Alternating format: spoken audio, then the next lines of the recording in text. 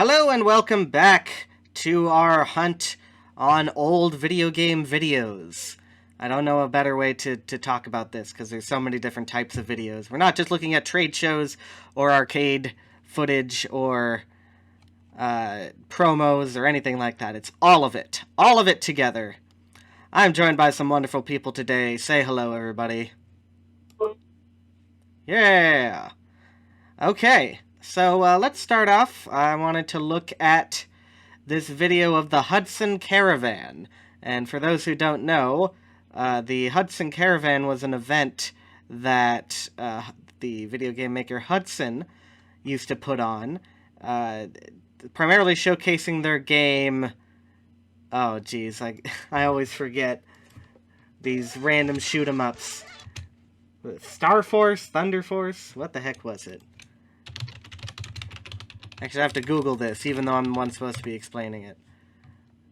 Star Soldier, that was it. So this is a bunch of various footage that they put together, like in 1994 or something like that, sometime in the 1990s, which had just a bunch of random various footage of the Hudson Caravan event, of which they showed off this game, and then they previewed others as they went along. But it was kind of like one of the first big national video game competitions across Japan. We have some Bomberman little things here in the beginning. Oh, I might be running too fast. Let me check that. Playback. Normal speed. Or maybe that's just the way it is. I don't know. Yeah, but it's very annoying voices, so be glad that it's very, very low. So I believe that's Star Soldier there.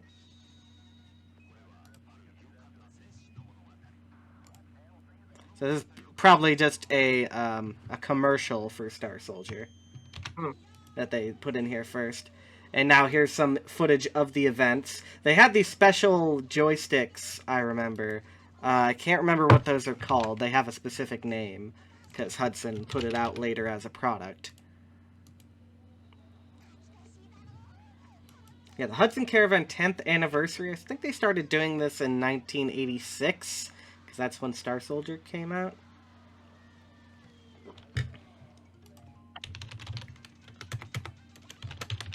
So I gotta put in some Star Soldier. Hudson Soft.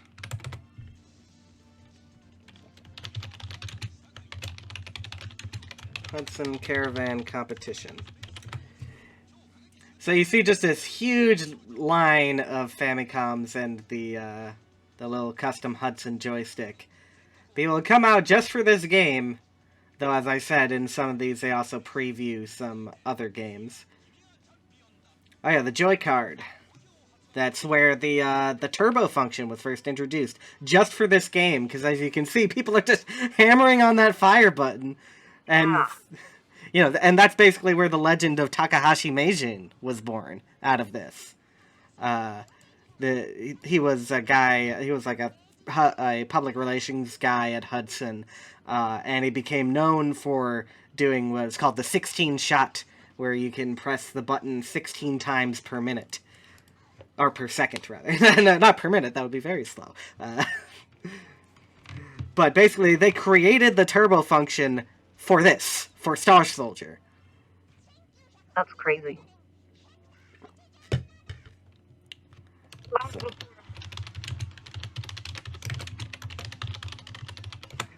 Are we still on? No, we're okay. So what is this? That's not Star Soldier.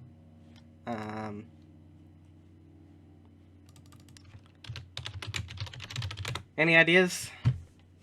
It says something about 2-minute and 5-minute mode. Yeah, but do you recognize the game at all? No idea. Okay.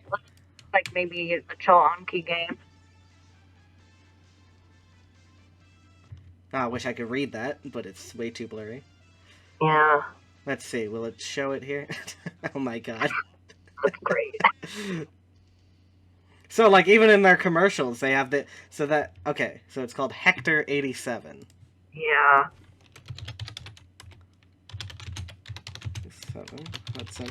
So that van is, like, the Hudson Caravan van. is where they would bring it in to these various locations and have all the Famicoms and televisions set up.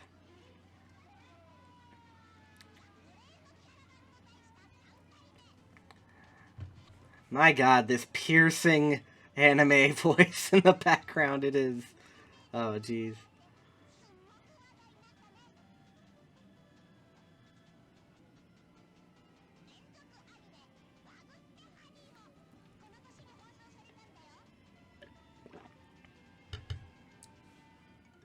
I want to see if they're still doing, you know, sweep across the button kind of pounding, or if they finally let them use turbo. Now they switched to PC Engine, so they probably have a new game. Baseball. Is that what it's called? Just baseball? Because Japan loves baseball for some reason. If you ever to study Japanese, my only tip is you'll just get confused every time you see the stupid long ones.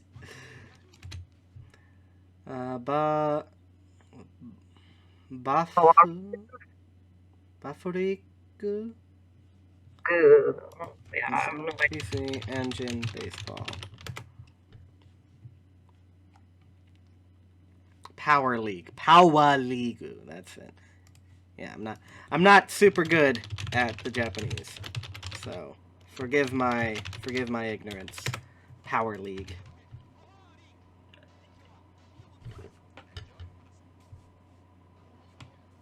Oh yeah, there's also Famicoms and... Oh, I skipped. Alright. Computer. PC engines as well. Oh. Oh. Okay, there we go. It got muted. That guy just pulled off a Daigo Imahara.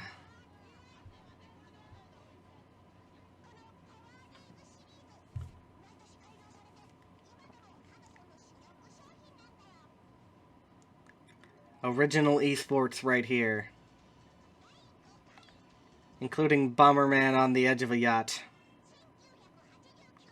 Toho and Sunrise Studios. I think this one's called Gunhead. Gunhead. What a quirky name for a game.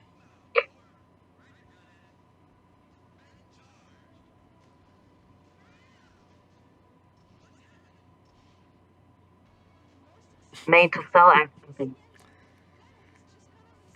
Gunhead with no A. Yep. Yep. Love it. The high-tech kingdom of Korokoro in Hudson. Why do they even bother putting the English on these things?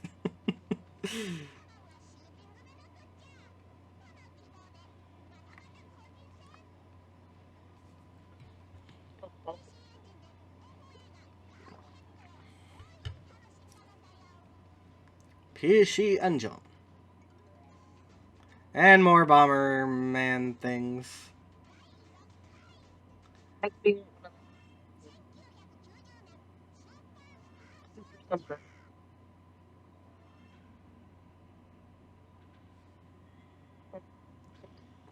Oh. We're getting something epic. Superstar Soldier.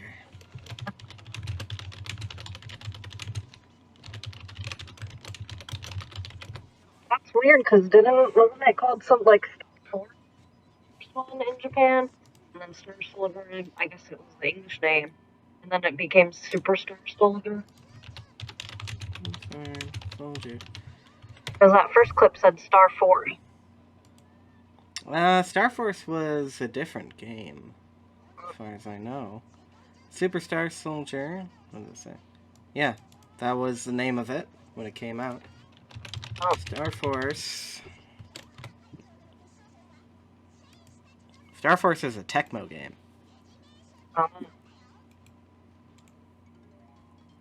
Yeah. Clip said it was Star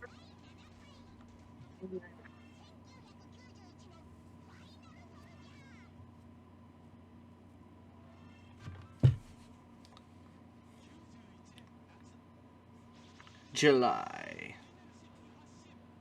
What do we got this time? A bullet hell. I love Bullet Hell Final games. Soldier. The trilogy ends. Though there was at least one after that, I believe. Oh,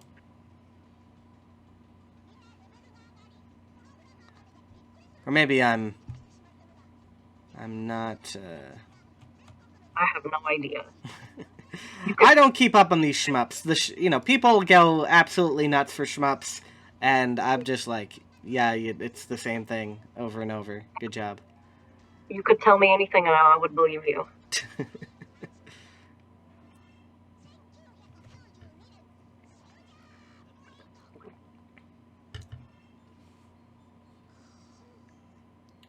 I was trying to come up with a fake fact for cute 'em ups, but I couldn't come up with anything.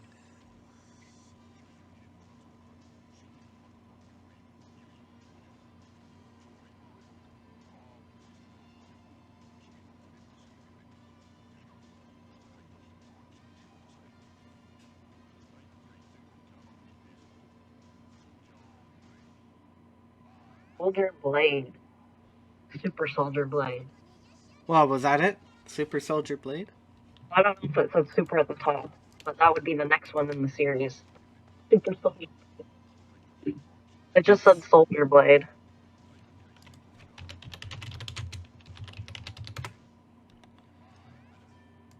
Yeah, that appears to be what it's called. Mm-hmm. Yeah, just Soldier Blade.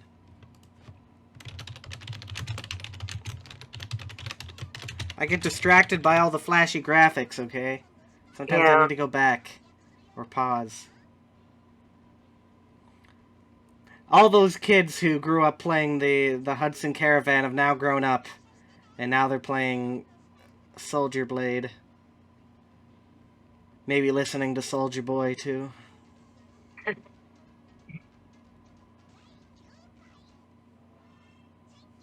Hi, Tin! High 10 Bomberman, I think. Alright, yeah. Yeah. That was a thing.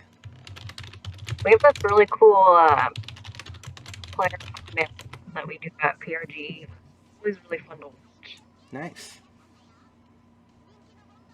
I love seeing big groups of people go and play it all at once. They all get really mad at each other. Oh, did you see that giant TV?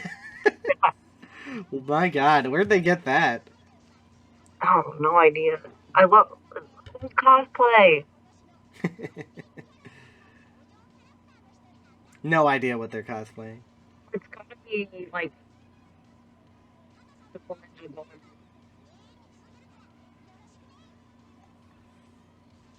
Victory! Oh, okay, that was the end of the clip. Happened a little abruptly, but that's just how we roll around here. Oh, and it's starting to play music, which it shouldn't. Alright. Alright, so that was the Hudson Caravan one. You know, just a bunch of games in sequential order, nothing too difficult. Let's see, what else we can look at. How about some view of the Atari factory in 1983? Oh. They're primarily building Star Wars in this clip. The Star Wars vector game, if you're familiar.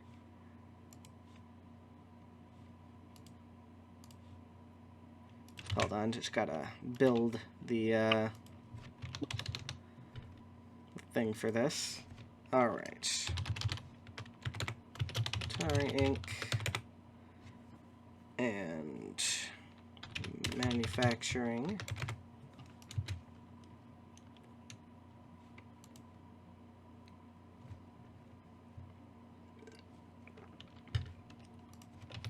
This one's just a silent clip, but wanted to run through it anyway. Nice, Hawaiian Shirt Friday. Yeah. Well, in California, that's every day. I worked You see at that? UPS. We had to like kind of start it on our own. Okay, that was an extremely short clip. I thought it Yeah. thought it was a little longer than that, but it doesn't matter. We'll see the oh. diversity of the staff, though. I mean, it's California, so there's Mhm. definitely a lot of people on the factory floor. Mhm. You know, then looks a little different when you get further up the ranks, but Yeah, I'm sure. oh geez, what was that called? I just need to get it out of the way. I'm doing a lot of organizing as we're doing this, so Fine. I just gotta make sure that I clean things out as I go. We're Like gonna I watch. said, tell me anything and I believe it. Well, so far you're getting the truth, but That's- who knows how that will be in the future. I have a lot of French clips. This is one of the French clips. I also have clips from... Yeah, let's look at some of the more of the Japanese stuff. I forget what this one is. I only took 1 year French, so I can't help you with that. Alright. It says Moriguchi something. So it's a news program that's dedicated to She just said good games morning. in some way. Oh, she's playing red light, green light. Yeah, I believe this was a children's program of some kind. That covers video games in general.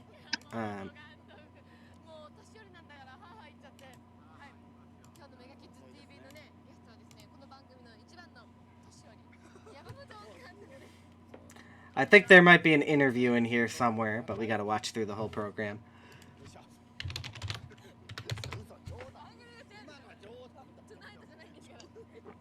Pretty sure these are both, you know, at least she is a host, and then he is, like, you know, the local interview guy. Or maybe he's a host, I'm not sure.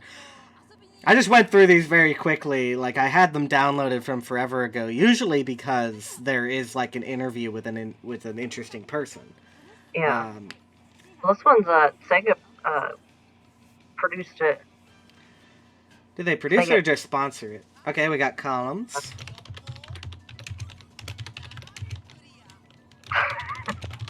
Great. This is a visual representation of columns. Alright, alright. Beautiful. Hey, I'd buy it. DJ boy. Exciting. DJ boy. I've never heard of this.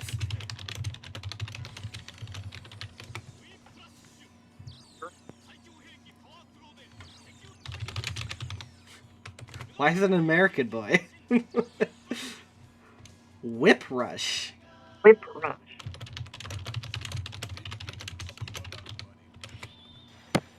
Oh. What are we getting now? Yeah. Vermilion. Oh, yeah, I know that one.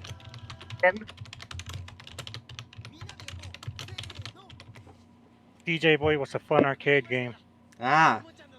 Was it a Sega arcade game? No, it was a Conoco arcade game. Ported by Sega. It was fun, but it also was kind of racist. Love that. I didn't see. Is this this isn't Tokyo Game Show, right? Like I need to go back because I couldn't read the sign. So look behind his head. Right there. So 90 Tokyo Toy Show. Okay.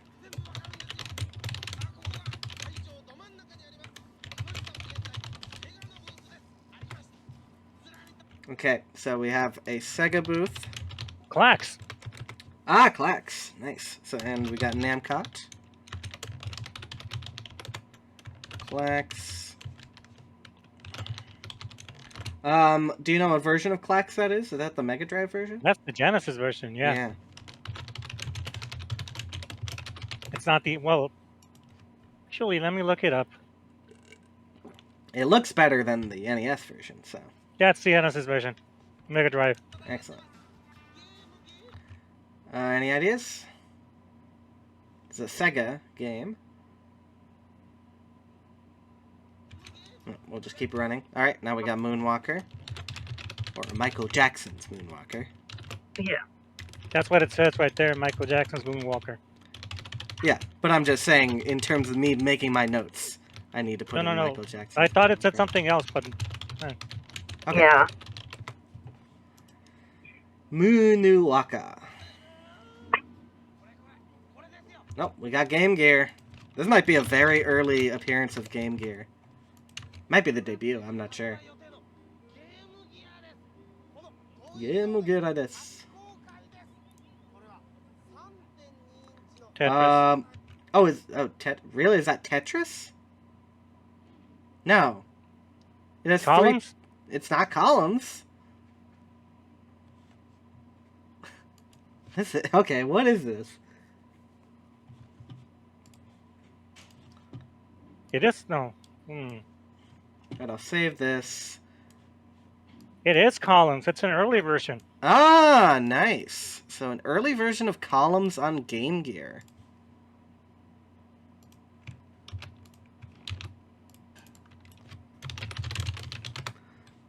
The blocks are different. Yeah, I have no idea why they did that. They showed the Mega Drive version earlier.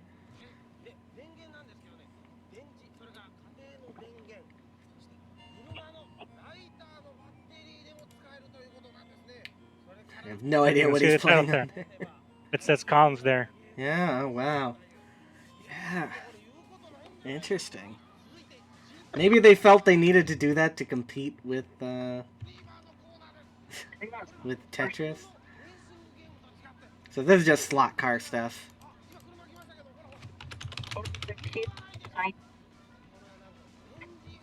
What was that? You keep cutting out. They're cute and they're tiny. Ah, indeed. Slot cars are cool. If you know how to drive them.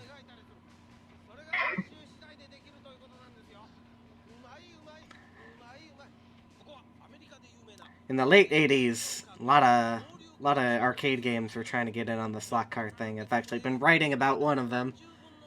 The Leland folks. We're all about them slot cars.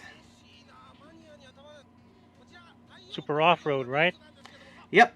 And also Danny Sullivan's Indie Heat. And even before that, Redline Racer, but nobody remembers that.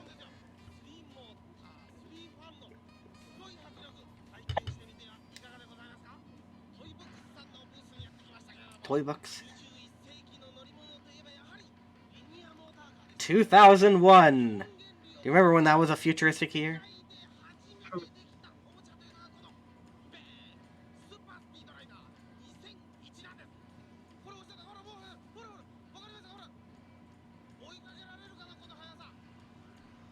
Can you imagine someone in Japan trying to have this inside their tiny apartment?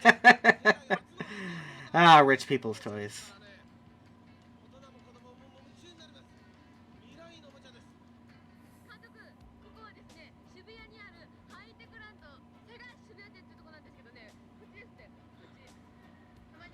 Oh, we've got a High Tech Land. I've never heard of this brand of Sega arcade.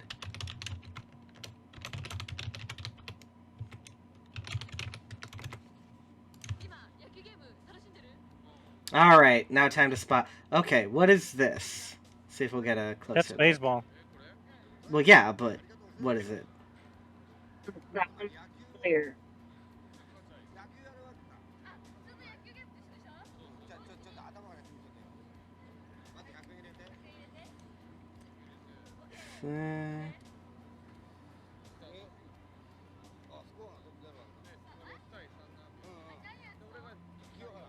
What is this? And what is it? Do you know what this cabinet is? Nope. No idea. 1990s Sega Baseball. It might not necessarily be a Sega game because it's actually very common for companies to carry competitors' product in Japan. It is. It's clutch hitter. Clutch hitter? Yep.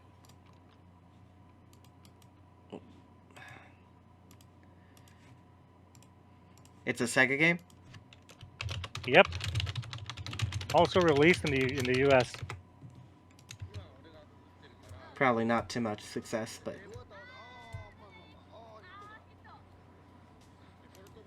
Do you know what, like, the style of cabinet? You know, because it's some sort of JAMA cabinet. Some people know these things. No, I don't, I've never seen that kind of Japanese cab. But the American one is the standard stand-up one.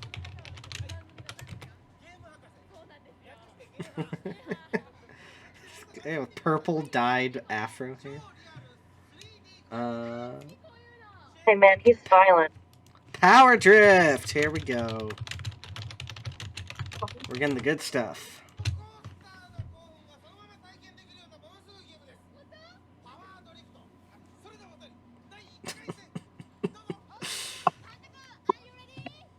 He just looks so happy to be there.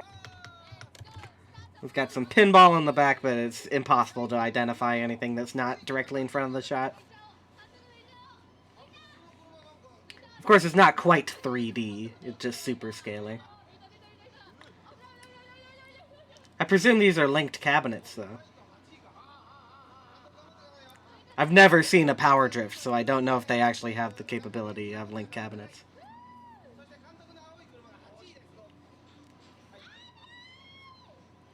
The director of Arcade Dreams really loves Power Drift, though.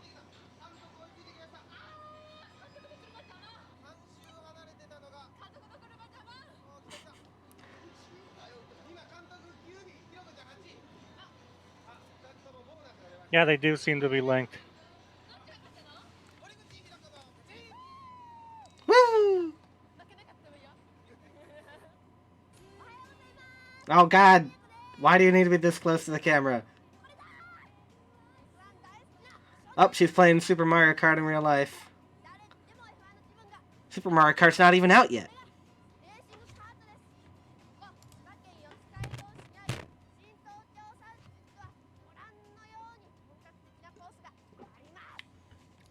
Hello, Lanier. How you doing? Or Laner.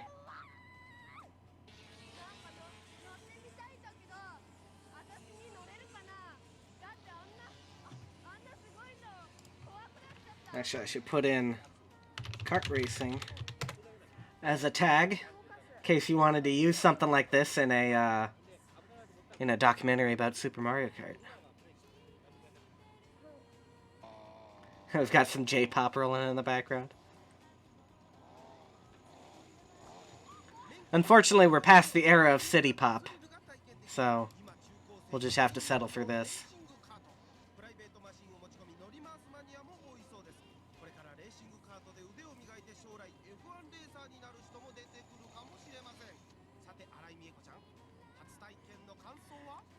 Karts in Japan are so much smaller than the ones I've driven over here.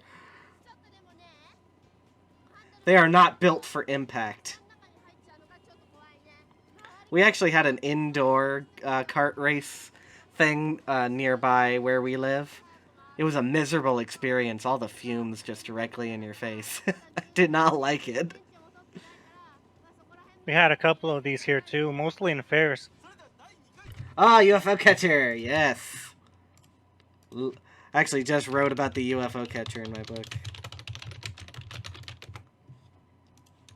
The Rise of Redemption.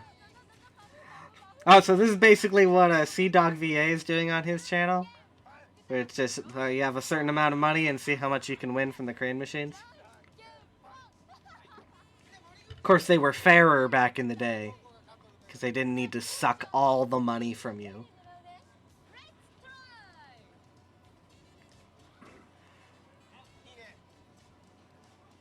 Can't tell what any of those toys are.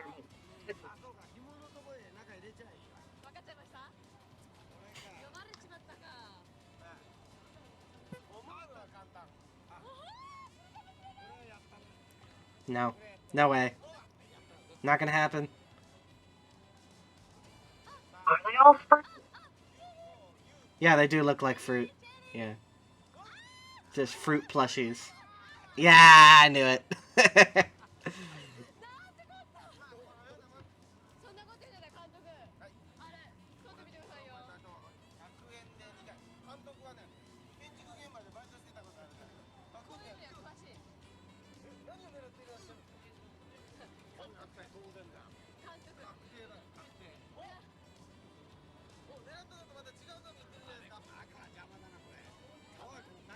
Nope, not happening.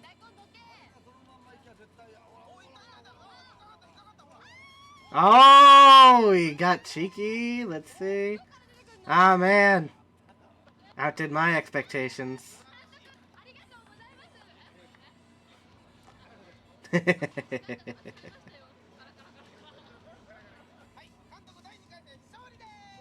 He got a couple of dingleberries. Dangly balls. Yes.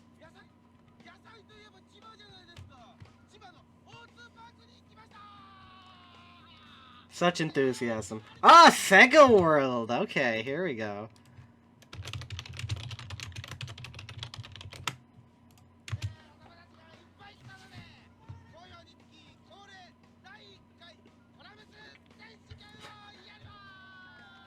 Why is she dressed like that?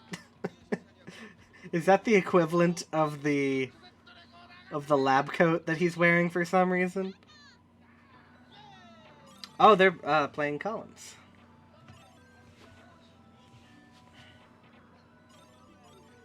Wow, they actually hooked into the TV for one of these.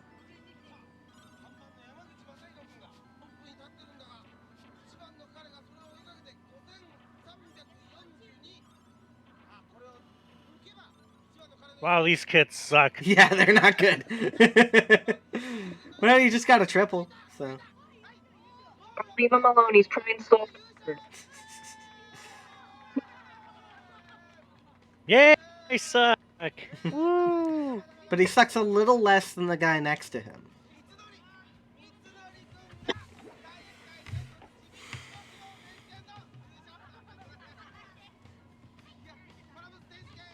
So they're just There you go. outside Sega World.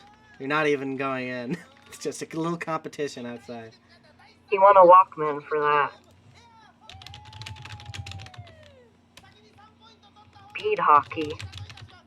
Big American game. Wait, what? Ah, Speed hockey. big hockey? That's what it's called? No, speed hockey. Oh, speed hockey. I have no idea who made this, but it is an air hockey of some kind.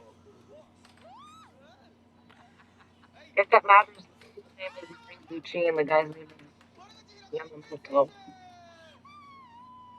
It is a Sega thing. Oh, Sega made it. Sega Retro says there's a new speed hockey and an exciting speed hockey.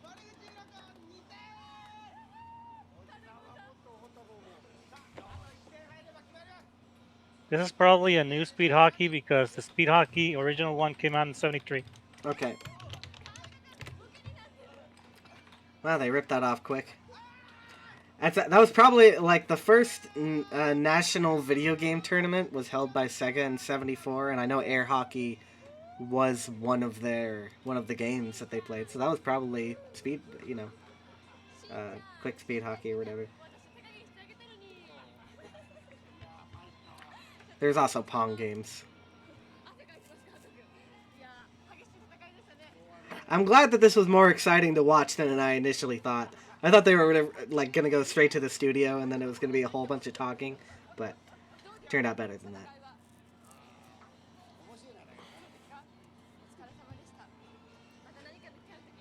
Of course, it's hard to get over how she's dressed, because it's like, my God, talk about clashing colors.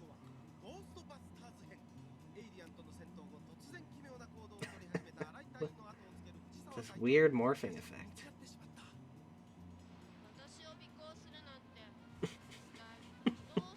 This is from a TV show, I think. Yeah, that's what it looks Ultraman? like. No, they usually have better acting in Ultraman than this, so I would hope it's not Ultraman. Definitely a Sentai of some sort.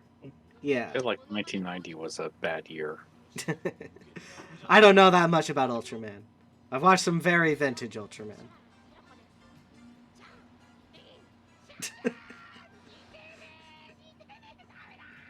What is this? Yeah, I think this is still just a bit.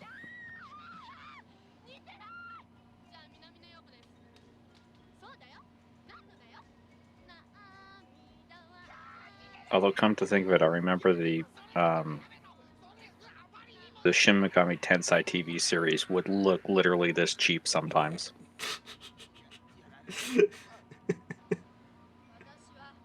Oh, they're playing the Ghostbusters theme now. You can hear that in the background. Yep, there it is. What is this?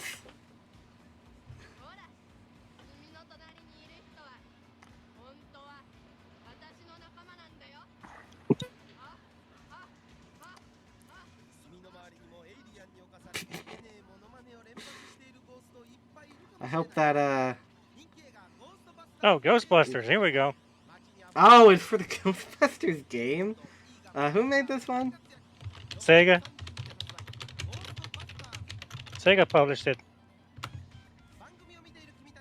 Music by SST, yeah.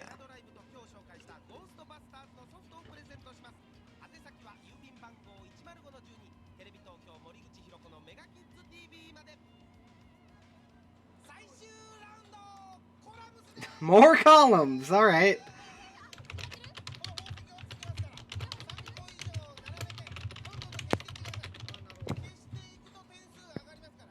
And are these Astro City cabinets?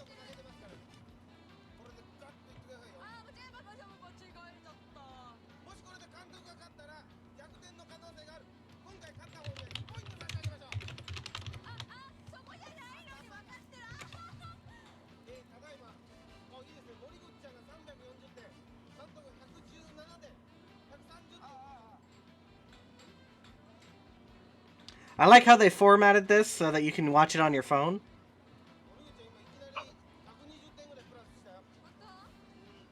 Even back in 1990, how progressive.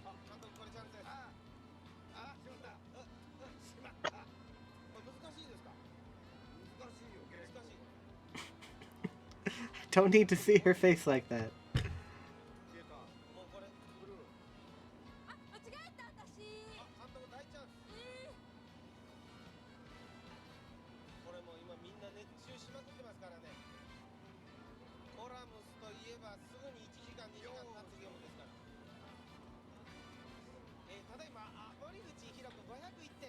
Yep, this sure is an entire round of columns with a lot of jump cuts. At least he's better than that kid from earlier.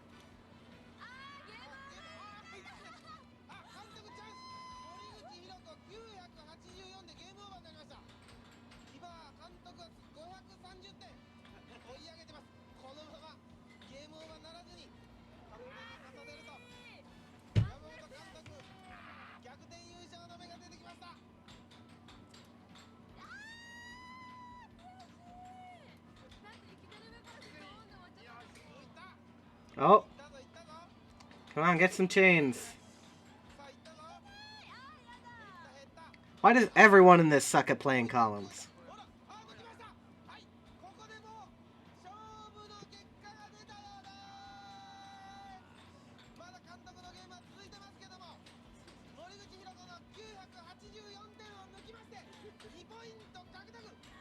Clack, clack, clack, clack, clack.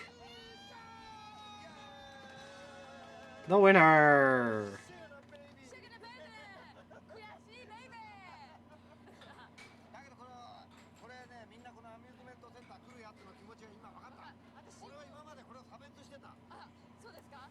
I'm sure that if we understood this, we would be getting a lot of important columns tips right now.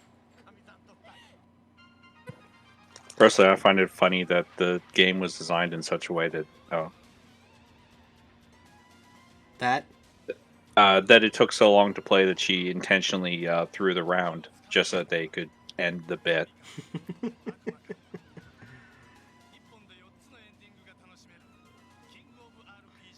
Apparently the editor's not being paid enough. Alright, Phantasy Star. That's a wild commercial. Has nothing to do with the game, really.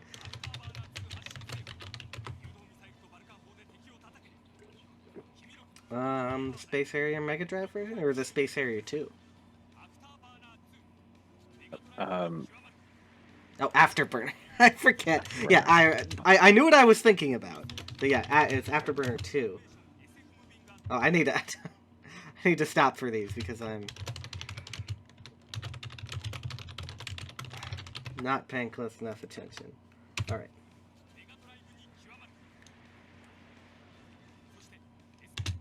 Assault Suit Lanos. Sounds like an anime title. It's original. It's not based on any media. Hmm. They made another one of these a couple years ago. And Moving Adventure Sayo Blade. I've not heard of this one. Sayo Blade, actually, is how it's pronounced. Actually.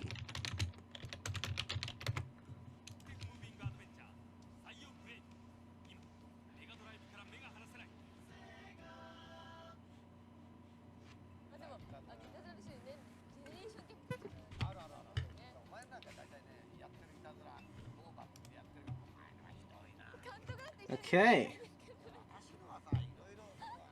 More bits, more bits.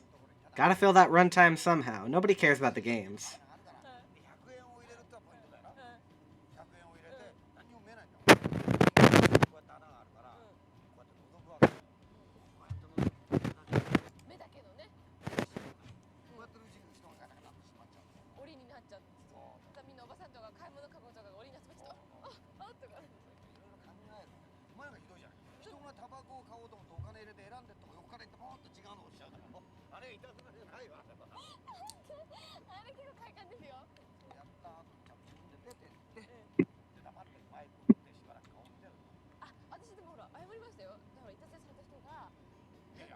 Lovely metropolitan Japan.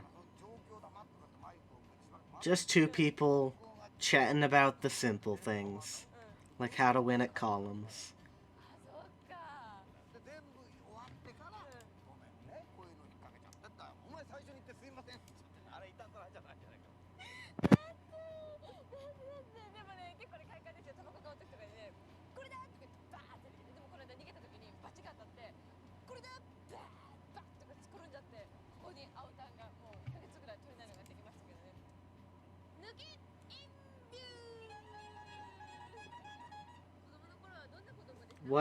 What is that?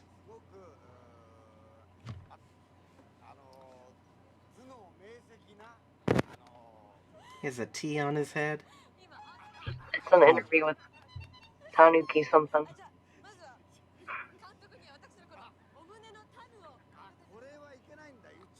Tanuki.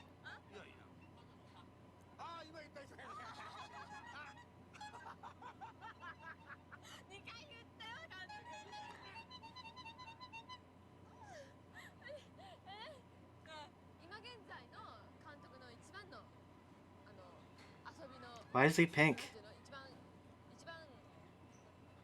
He's shy. Did his blood vessels burst?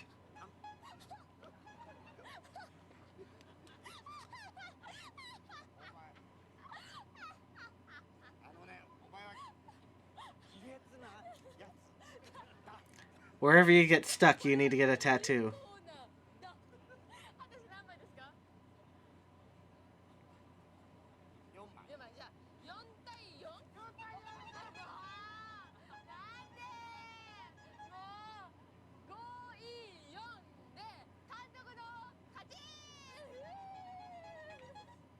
This is some kind of word game that I did not understand. From album Prime Primacy. Oh god. We're making music videos, alright. Free advertisement.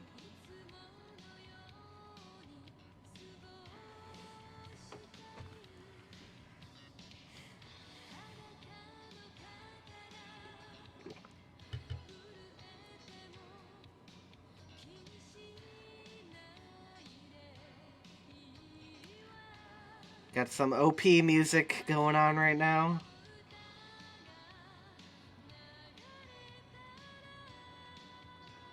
Doing the classic cut out everything that isn't red.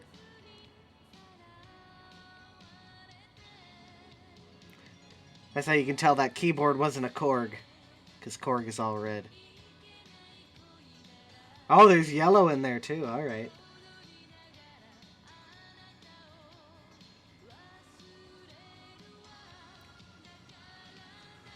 Isn't this your favorite game? Her making music for a while, because she's still making music. I find her. She actually does anime song covers nowadays as albums, and she hosts a anime song TV show. Is it her? Yeah, I wasn't sure. her name is Haruko Moriguchi. So I guess she's just the resident idol on the program. Yeah, her nickname is Moge. Moge? Yeah. Yeah, her most recent album was just all Gundam song covers. To have a career making Gundam song covers. Oh, she actually did one of the Gundams she did the songs for that weren't covers.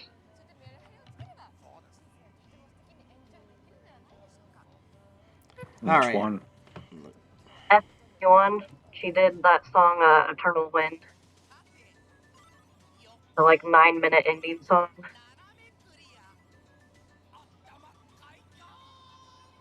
Oh, right. Yeah. Oh, yeah. 1990. That was around that time. I guess that was Yeah. the peak of her career. She was born in 1968. Alright, so it's just playing the same commercials from the last thing. Next, we're going to look at a documentary that was put out in 1982 called Into the Valley of the Space Invaders. I've seen this one before, but we're doing the cataloging and whatnot. It unfortunately has this watermark on there, but you just deal with what you gotta deal with. It's basically a look inside Atari, even though it kind of gives a broader category, Into the Valley of the Space Invaders. One, Space Invaders was not made in Silicon Valley, which kind of is the implication here. But it is still interesting regardless, if you like this period, which I'm gonna take it.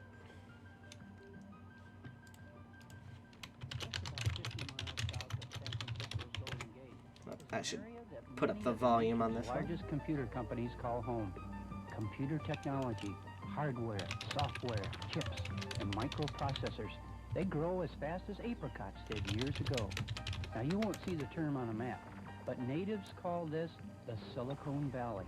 Silicone. Fly wasn't enough. This once sleepy, Oh, peaceful boy. place has been attacked from the farthest reaches of time and space. An onslaught that's threatening to take over the valley, the nation, and perhaps even the world. You know, there's only one way to beat these guys. With a pocket full of loot. Got a missile command there. Oh, they're playing computer games by that one Australian group. Is it Australian or New Zealand? I can't remember.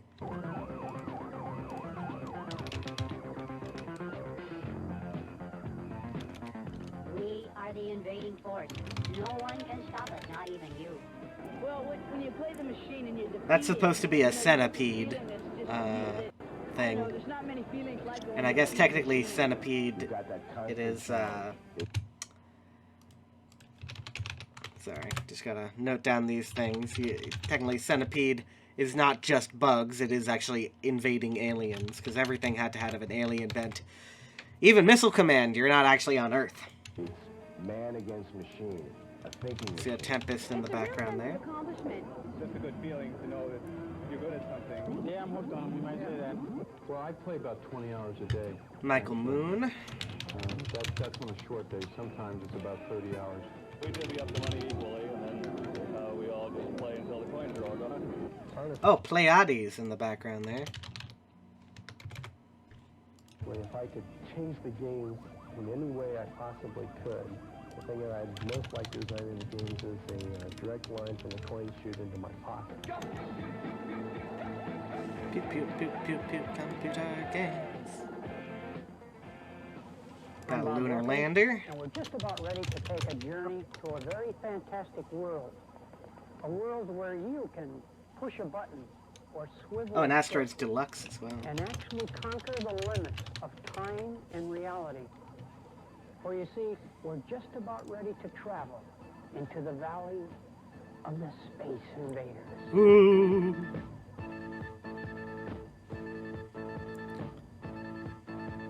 With Bob Wilkins.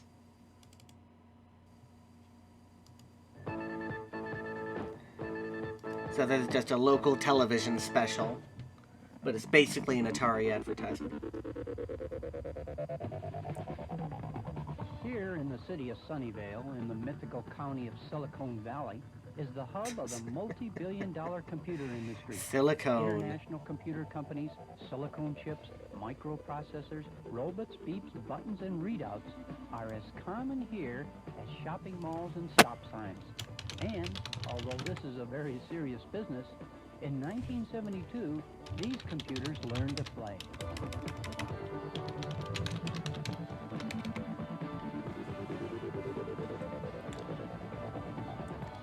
Can't read that that employee card, but I believe that was a data entry person at Atari. The video game So industry we've got some was centipedes launched by on Nolan the Bushnell, manufacturing a line. brilliant computer engineer with a Oh, passion boy. for games. His first game was this one. Indeed. Called Computer How you Space. doing, Becca? It sold 2,000 units. I've been better, Fair, but fair. yeah, I just got back from doctor's appointment, and some birthday gifts came in the mail. I'm gonna post a picture in voice chat because it's fucking cool. That's this. I got this typewriter keyboard for my computer. Ah, A those complicated things. Japanese game called Go. Among Atari's Yeah. first employees in the early days was Lyle Raines.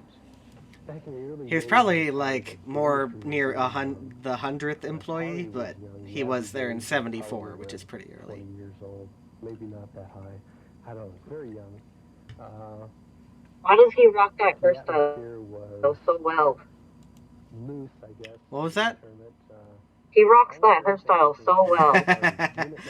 Even like the last time he was seen was about a decade ago, and he still pretty much looked like this. So Lots of Friday afternoons out on the loading dock with cakes of beer and bottles of wine. there's actually quite a few other clips I have with him as The well. first project I ever worked on with Atari a long time ago was a game called Tank.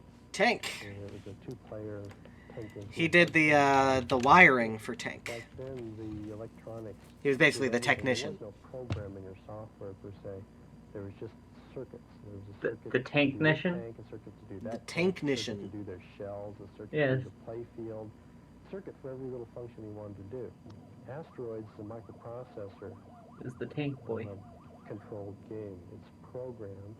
It has some general purpose hardware or electronics that can do a variety of games.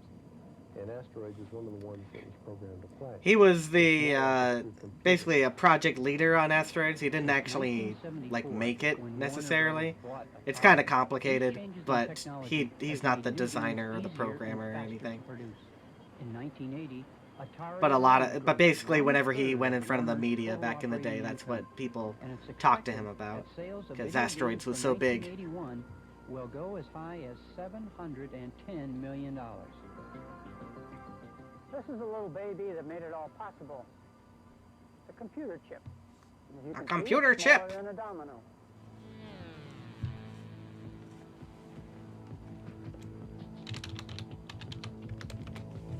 But this chip carries all the circuitry that's laid out here on this board. Now there may be only one chip to a game. Look at that! Look at that nice big hand design chip area. As complex as this Then one, a circuit or Atari's board. hit game, Centipede. Centipede, hey, that's me. But it still takes human imagination to program these games. And with the extremely high rate of turnover and game popularity, Circuit board, the and then need for also new and exciting games is endless. And no one knows this better than Vice President of Marketing, Frank Ballou. Hey, this is Tempest. You're controlling the cabinet yellow arch, segment, as that guy who was so we painting call a whirly whatever cube. he was painting. I'm not sure. And you're trying to destroy the objects before they. This is the guy, if you watch that video on the Workboy thing for the Game Boy, he later headed up Fabtech, and also IRIM America as well. And challenge will be ever increasing.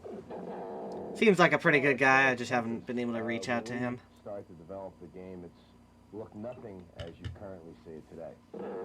It's just the interaction, okay, the interplay, the exchange of ideas between marketing, the players, engineering, and various other people, just to hopefully come up with a product that is a broad sense of appeal. We don't want to limit it and just only appeal to the skillful player. We want to be able to appeal to the unskillful player, the novice player. I'm not sure that Atari ever really got on a broad appeal basis. I think their games were pretty, like, intense. I mean, Tempest is not a game that, like, anybody would play. That put their first quarter into a game. Graphic design. Creating a game involves most of Atari's 3,000 employees, and it takes about a year and a half. It begins with a brainstorming session. It does not take 3,000 people to put out a game. To the top 25. Then, working teams. Most of those people are just in manufacturing, anyways. And they have several different plants. Ideas into reality. Wonder what the side art for that is. Ah, Dave Steuben. This is the guy who, when they built controllers, they would run it through what was called the Steuben test. And basically, Steuben was supposed to try to break it. And he would rip off controllers all the time. As in, take his hand on the controller and rip it off the cabinet. That was the Steuben test. And also, he would kick in the coin door and all this kind of stuff. Because he was, like, really tall. You mean the gamer test? Yes, the gamer test. The game rage test. And exciting, and that which is practical, something we can sell at a profit. The whole business is to have... I forget what his actual role was. I think he was, like, if you're not making money, then in engineering. I mean, it said something on there, but... Atari produces about 8 to 10 different games a year for their coin-operated market. Hello. As soon as a new design has final We're approval, watching a the manufacturing begins. TV spot on Atari right now, looking at their manufacturing and all that kind of stuff. We have many more things ahead. I know that basically no one is interested in Atari here except me, but I thought that there would be a little something to get from this. We got manufacturing shots, and we got all kinds of things. With only a few exceptions, like asteroids and Space Invaders, the popular life of a video game is only 4 to 6 months. Then it's off to the 4 to 6 months. By the time period that this documentary came out, it was way less than 4 to 6 months, and that was the big reason why the arcade market went and crashed. And still play the old favorites. Oh, that's oh, what is that? That one looks very familiar. It's fun. Games come very natural. We all enjoy working very hard, but we enjoy playing very hard also, which... I need to look up what Atari's racing games were back then. As far as the appeal of the games to myself, I guess it's the challenge. And it's a fascination. It really is. It's just like the players, I guess. It's not the Sprint series wouldn't be I think the players out in the field today are playing the games for a variety of reasons. The machine I sense. think that some of them want to escape from what's around What was that? Some of them are Speaking playing of the machines, games did say while they are socializing. It's Did it part say of Sprint? their Yeah. Alright, we'll go back in a sec They once we're at the end of this someplace clip. to meet friends, they're Just to make socializing with sure. friends, and the game is a fun way of passing that social time. In a moment, we'll visit some of the arcades where people all over the country are pumping over $3 billion worth of quarters. Yeah, 3 billion. Games like Gets up to Asteroid, 7 billion Centipede, in Pac-Man, in 1982. Well, even the old, ever-popular Space Invaders. It'll be on our list, too. $3 billion, and I'm the one getting shot at? I need a raise. Oh, Coin how hilarious. Alright. Let's find that bit. Okay. And still play the old favorites. Yeah, don't. The Alright. life of a video game is only 4 Doesn't look like any of the sprints. Then it's off Like to the not Yeah. Sprint video 2 game or Super retirement Sprint. home. But here at Atari's employee game room, you can test out the very latest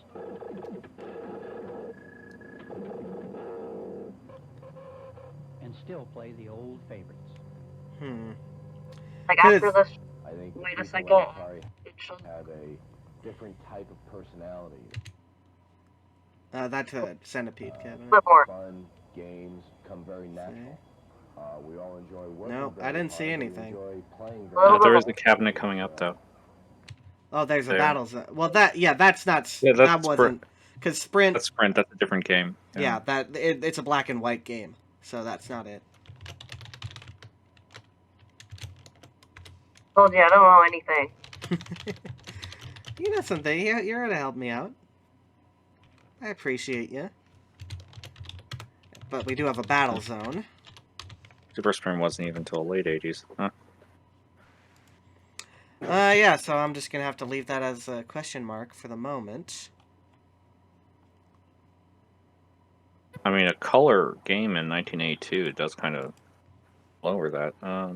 Well, they said it was an old favorite.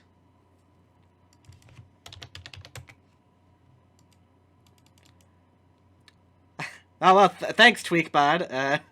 Didn't know you were listening, but thanks. So that, he said, is Monte Carlo, which is a game I completely forgot existed from Atari. Thank you very much for looking that up. I'll try to pay a bit more attention to the chat here, since people are engaging that way. Welcome, Lee. How are you doing? I'm doing fine. Hello, Lee. To the Valley of the Space Invaders. Oh, what is that?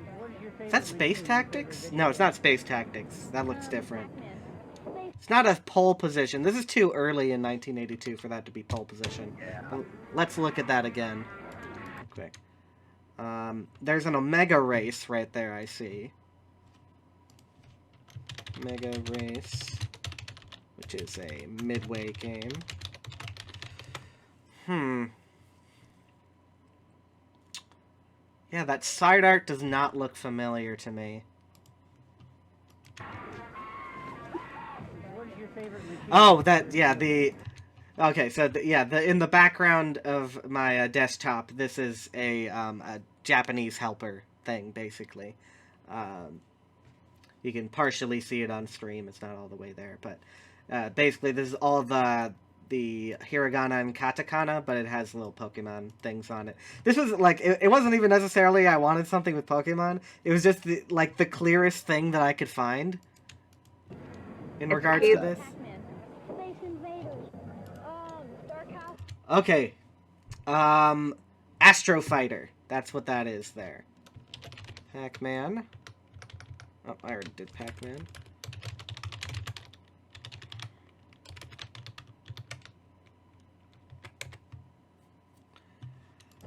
Can't tell what it is behind. Oh, it's a carnival. Nice. Everyone always forgets about Carnival. What did he say was his favorite? Asteroids, Space Invaders. Missile Command is my... Missile Command, okay. How about you? This one right here. Some Pleiades. Or Pleiades. Who knows how you pronounce it? The Greeks, probably. And you know, for just 2 bits, well, you can have a couple of 2 bits. where you take on an enemy that, well, maybe... This guy's from a different era, you can tell.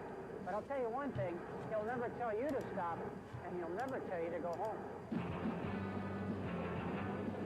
Every day in arcades like this Oh, one. there's a Defender and an Astro Fighter. There we go.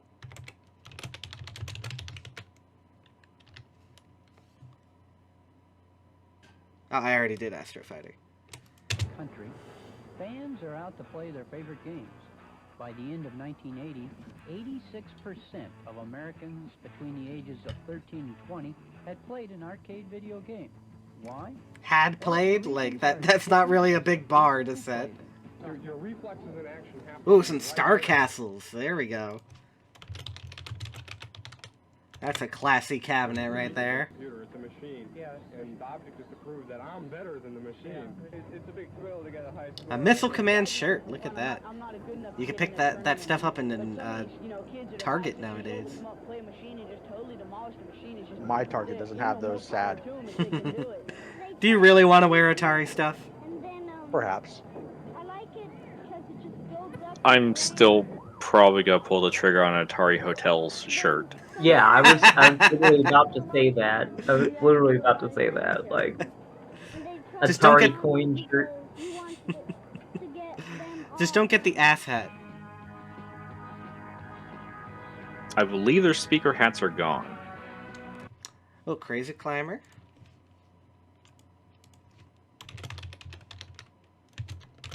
That's a Nichibitsu game, right?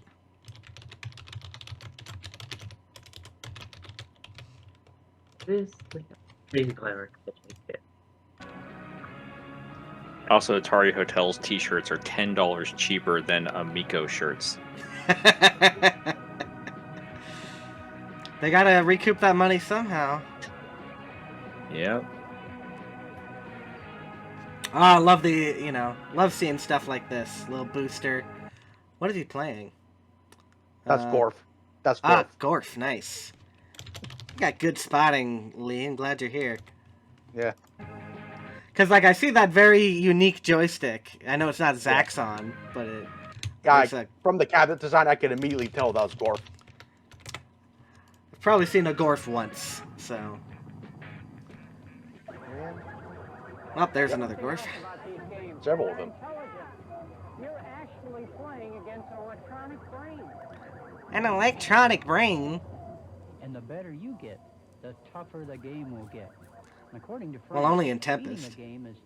Tempest, I think, was the first game to have dynamic difficulty. Some of them have been conquered.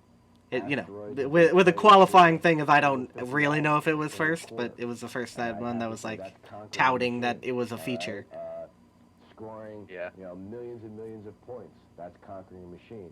But that's the real exception. There's very few people who can sit on any game and play for any length of time.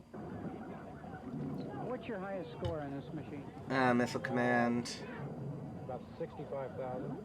1,380. That's a million. An Astro Fighter. Did I do Astro Fighter? Yes. 3 times I spotted an Astro Fighter. 5 million by myself. I think my high score in Astro is about 60,000. Very poor by today's standards. Not better than I can do. There's actually an Asteroids near me at the museum by me. I'm not very good. I think there's one in a barcade near me. 1,500. I just like to play for fun. I don't care about the score. I see you getting real excited while you're watching it. I get hungry while I'm watching it. You get hungry while you're She is on something. We feel that a skillful player can play 3 to 4 to 5 minutes, and on some games maybe 10 or 15 minutes. And it's that challenge. When you're playing a machine and you get a million, how long do you have to play it to get that kind of score? About an hour and a half. Hour and a half. Don't you get tired or? No. No? It's fun. Once you hit a million on a machine, then what happens? Well, then it goes crazy. People can watch television for several hours. Don't you strive to get higher than I don't mind. Well, you do, Oh. except then you get sick of it by that time. Oh, Tweakbot, I didn't find what that one cockpit game was. It's Tail Gunner 2. Not quite as exciting as some of these videos. Oh, it's Tail Gunner. Wow, I wasn't sure that shipped. So actually, that's really good. Video games are all these things, and they have the potential to be a lot more. The incredible sophistication of video games has taken them beyond the arcades right into the U.S. Army. Oh, we've got military battle zone stuff At an coming Army on. training center in Virginia, they're using a specially modified version of Atari. What was this to train called? gunnery officers. I might have just put a tag as Army. No, I It's all haven't. part of a whole new language, a universal language that will soon Yeah, be but there's a name global for the language. military battle zone that I can't already remember. has. There was a video done on this very recently by Historical Nerd. Or Historic Nerd. Jacob! Welcome! Hey, folks. Okay, we've got a video computer system sitting up there. spend time with the engineers and develop brand new games. The home market is all family. The home market involves women. You don't necessarily have as many women in the arcades. You have not so true by this time, Mike. Bradley Trainer, that was it. Thank you. In the arcades, whereas in the home market, you definitely pick up mothers, younger children, etc. in those markets.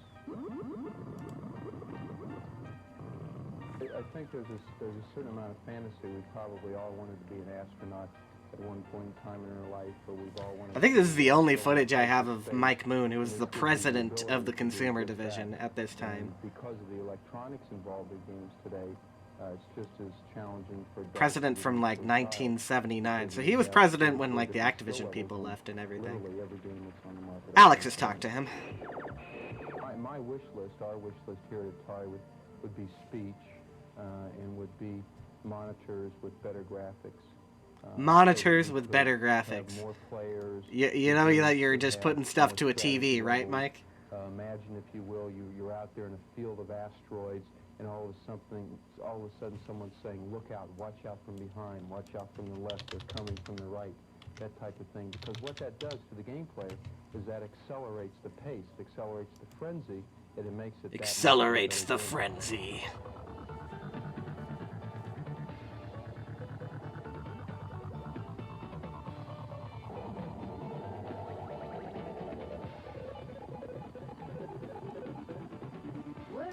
Work. I get shot at and blown up. I need a vacation.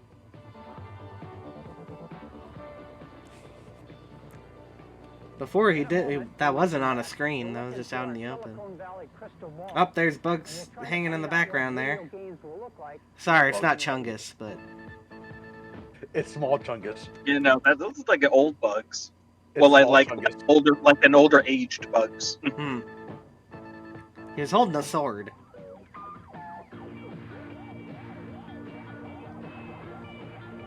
This woman. They keep going back to her because they know it's good stuff. Here's one of those classic comparisons. We've come a long way since Pong. Long way since Pac-Man. And it's all because Long of way. the incredible ability of Long way since Missile Command. drawing instructions are fed into the Have we really come a long way since Missile Command, though? That's the real question.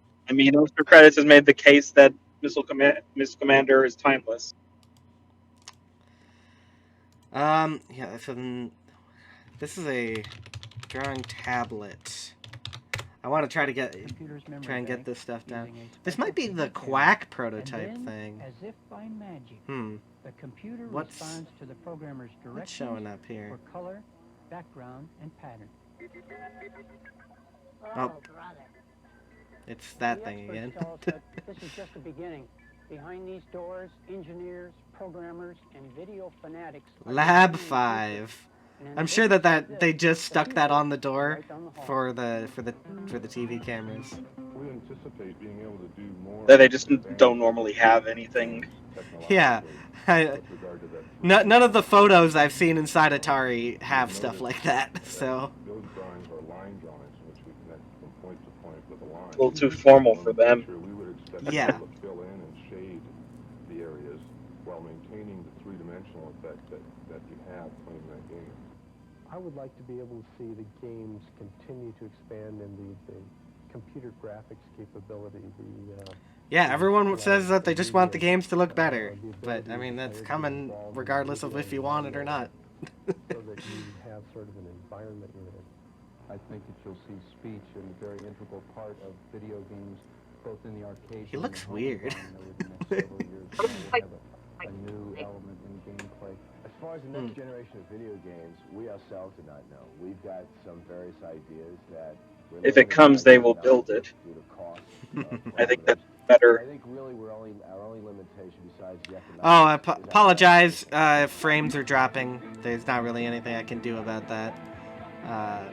Sad. Well, that's all happening tomorrow. But let's get back to the action. You see Oh, I've got a super bug, I believe, in the background there. Yeah, that looks like kind of shit. I was wondering what that was. Super bug.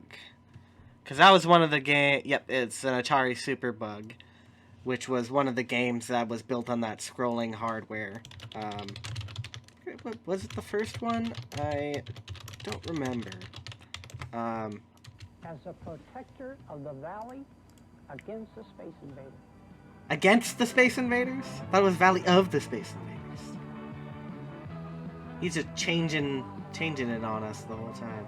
Oh, I've got an Armor Attack in the background. Armor Attack was like super popular, like nobody remembers this game.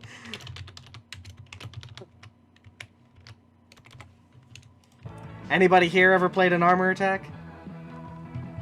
I've heard of it, but I've never played it. It's one of the Cinematronics Vector games. That's just me when I play Space Invaders, Captain. Roll up those sleeves. Yeah. Lean in real close. Blast your electronic music in the background. Gape your mouth. Lick those I lips. think I played a bootleg of this on Macintosh, like System 7. So someone remembered it enough to bootleg Cat. it in the 90s. Kitty. But Kitty, kitty. Hello, Cat. Oh, the stream has been invaded by Cat. We're all doomed. Yeah, one of my cats, Callie. Good cat. Yeah.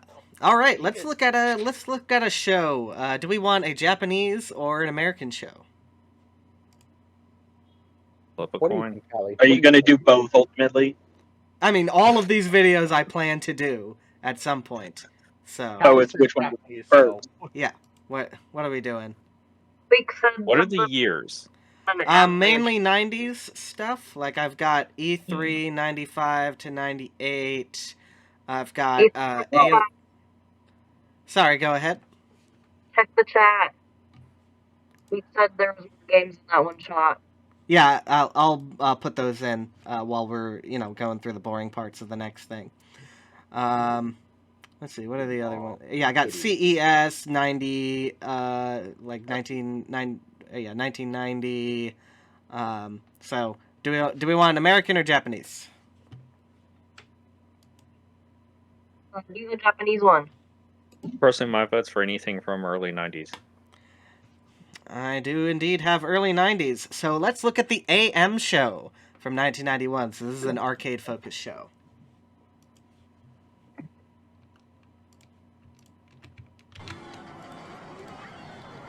Alright, what have we got here? That is Cosmo Gang, the video, I believe. Cosmo Game? Cosmo Gang, the video, I believe. Cosmo Gang, the video? Yeah, or something like that, yes. Alright. Oh, sorry. I didn't mean to reset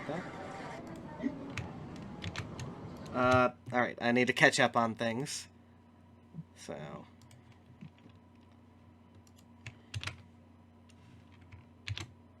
Making sure you don't hear a lot of noise on my end. Yeah, you're good. It's fine. Yeah. Yep. Video... Oh, did somebody say what it was? Alright. Yeah. Tweakbot confirmed it too. Cosmo... Oh, okay. That. Sorry, this is important, so I catch up on thing. Okay. Cosmo Gang the video. And then what have we got here? Oh, geez. Okay, they got some 3D stuff going on. Oh, I think I know what that's. Solvaloo. I think that's what that is. I'm not sure. See some Namco stuff here. Solvaloo? Yeah, like the ship from Xevious. Oh. I think. So is this like a 3D demo of Xevious? Yeah. They got the thing. Or is there 3D Xevious? I don't know. Yep. You got it. Yep. Solvaloo. Oh, okay. Yeah. There we go. Solvaloo. A lot of Namco stuff so far. So I'm imagining this was built on Starblade hardware? Yes, you're correct.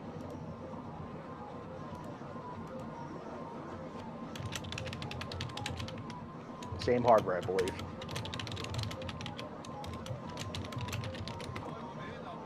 Hello.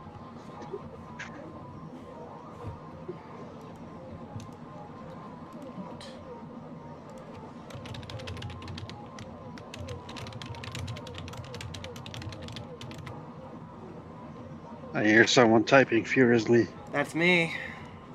It's you. Indeed. How you doing, Dempsey? Okay, I guess. We all persist. We keep going. Right I now think, we're looking at videos from the ancient past, 1990. 1990. Wow, I was 6 years old in 1990. Oh, it's a driving simulator. Probably not even an arcade game. Yeah.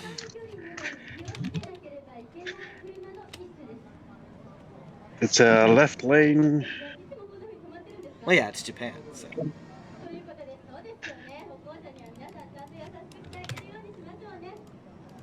Police training simulators.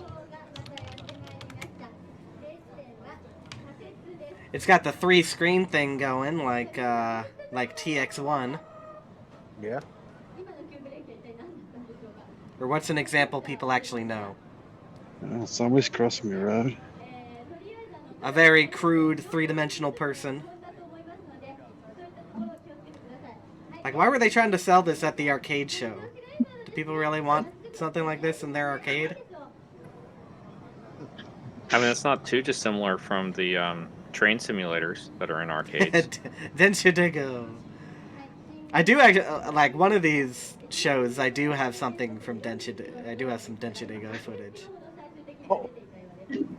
Yeah, now Lee's interested. Whoa. What is this? Something Chase.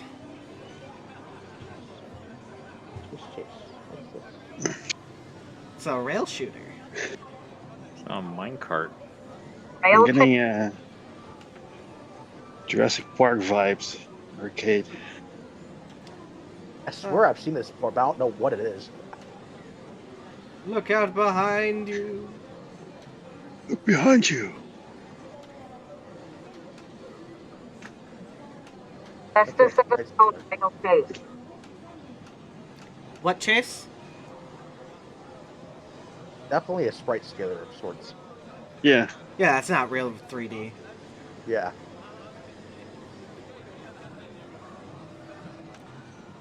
They're hopping up and down very excitedly.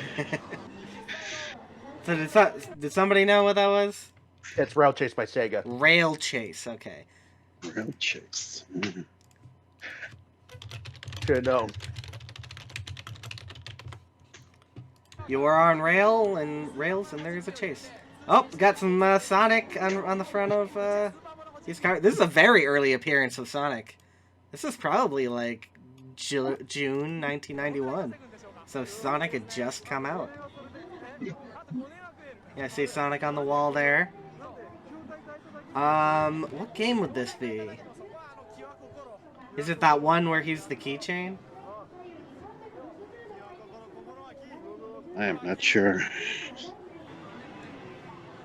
Oh, it looks like Super Monaco GP. Ah, there we go. The Formula One racer.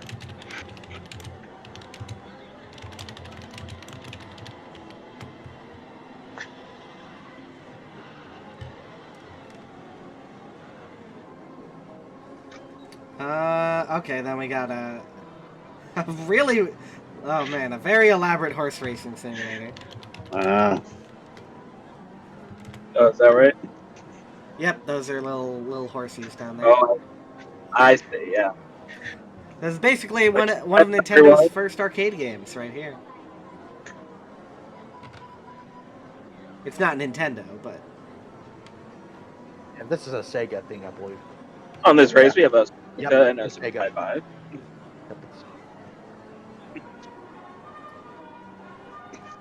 they used to have fully electromechanical versions of these back in the day. That's right. Yeah, it's Sega. That's right. Is there a And name they're for up. it? Royal Ascot. Can you type that out? Because I have no idea what that is. Someone typed it out. Okay, Royal Ascot. Nice. Oh. Thank you. say That's my named after a British racing truck. yeah my day job is at a racetrack actually doing a broadcast work. Really? Cool. All right, then we need some broadcasting for this race, man. Come on. Yes, commentate. Not commentating, but like Oh.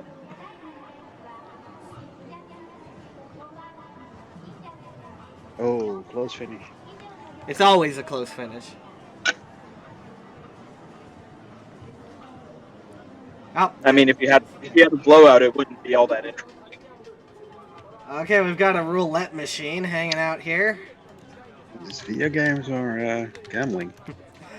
Why not both? Why not both?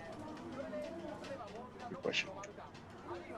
It's the arcade show, and in Japan, you can mix these things, so long as you can't technically get money out of the roulette. It is okay.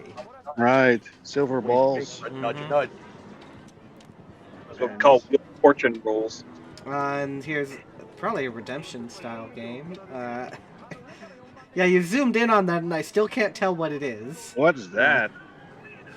There's pigs. Pig. Those are little pig bandits. They're all like little pigs. Like Looney Tunes. I have no idea what that was. Now we have just Pharaoh sarcophagus. just a sarcophagus, you know, just hanging out. Yeah. Look surprised to be there. Whoa. Okay, so this is basically a fortune teller machine. What part of Earth is this? I do not recognize it. Where is my homeland? Why have you taken me from my kingdom? Why do I have an orb? Stop touching my ball. Touch his ball. What is my lap? Touch the ball. What is this sorcery?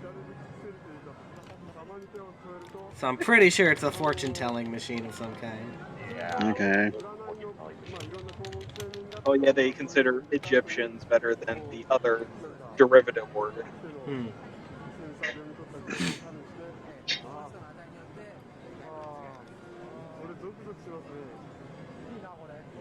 Wow, this is exciting. He's the person who did this footage is very interested in this. Okay, now we've got a shooter going on. How do you? Alright. I know what that is. That's a nerd. Let me type that. Hachi Mecha Fighter. There it is. There we go. Hachi Mega Fighter. Yes. Yep. This looks fun. I'm making sure to check the chat more. I'm not being because my pronunciation is kind of stuck. Hacha. Hacha Hacha. Hacha Mega. Hacha Mega Fighter. I did get that right. Funnily, the best way to emulate this is with a bootleg. Yeah. This game has Why? some copy protection. Yeah, that's why I thought. Oh, it's copy protection. Like one of the Koopa ships right there. Yeah. Just like shrunken down. Mini-sized Koopa ship. Oh god. What is this? It's Macayol. Oh god, it's a Nutcracker. And I think Pac-Man. Oh no, wait, that's okay. Whoa, No, that's it. animatronic. Five Nights. It's cute. Five Nights at Freddy's. I'm sorry.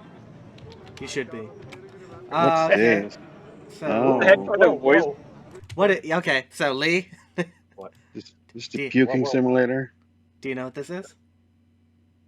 Yes, I know what that is, but I keep forgetting the freaking name of it, though. I know what that is, though. Hopefully it'll come to you. Yeah, he'll come. Wow, this looks like a puke wordy. He'll come to It's me. Hold basically on. Taito's ripoff of the R360. He'll come to me. Man in laboratory suit. Oh, shit. Oh, D3 Boss. Yeah, D3 boss. There we go. boss. There we go. There we go. There we Oh, Oh, go. we've got that? a whack-a-mole game. D3 boss. So do they like come out horizontally? We'll see in a sec. The title said Connie something, but I couldn't get the rest of it. Oh. We'll go back.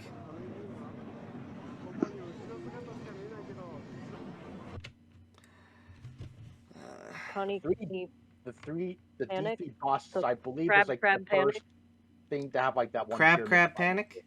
Yeah. All right. Yeah. Yep. Darn, quick. Where are the crabs? They're there. Oh, there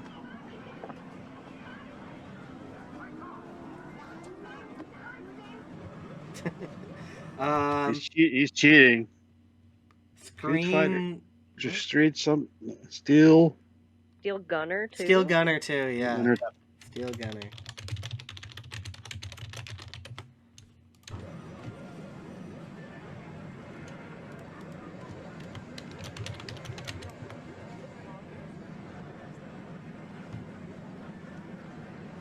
Wasn't Steel Gunner a pretty old game?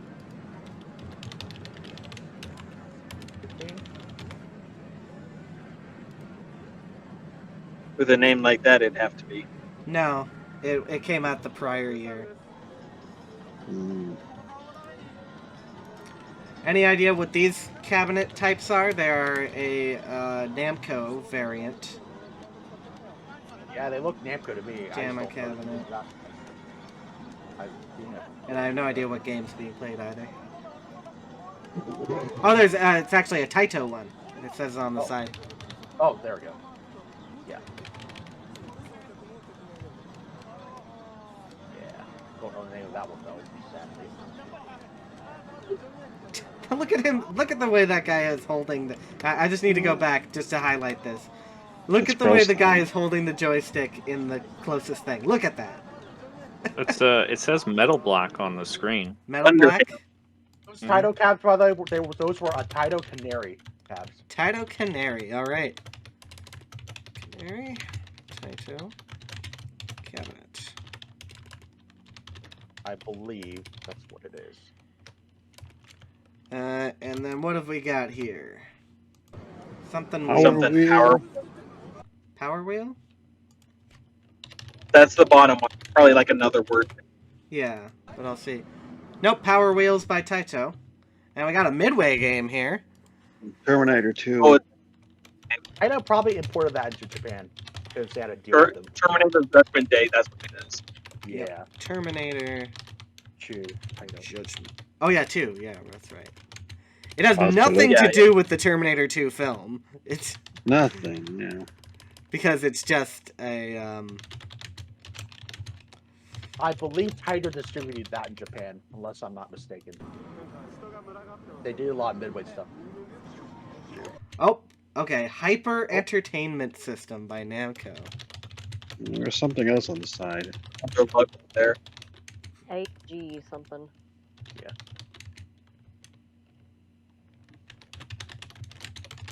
Yeah, Taito also did Mortal Kombat, yes. They also distributed that in Japan. Mortal Kombat. Oh, there's another guy with a camera. Where's that guy's footage? Need to find his. Spider-Man? Spider-Man? Spider-Man. What? Batman and Spider-Man. Okay, so that was a Sega game. Spider-Man the video game was a Sega game put out in this time.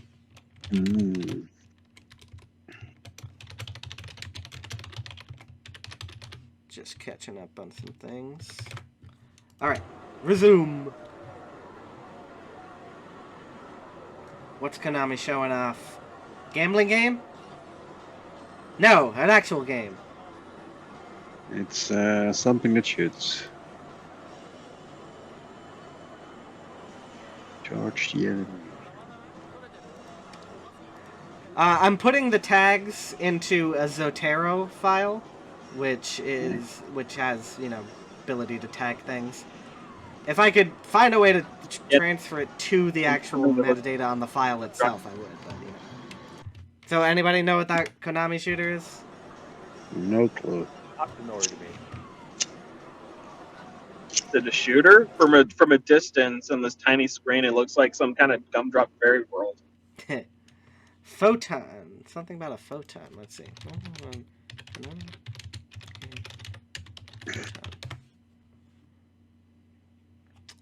Nothing coming up. So if somebody knows what that is, let me know. Oh, we've got a Neo Geo.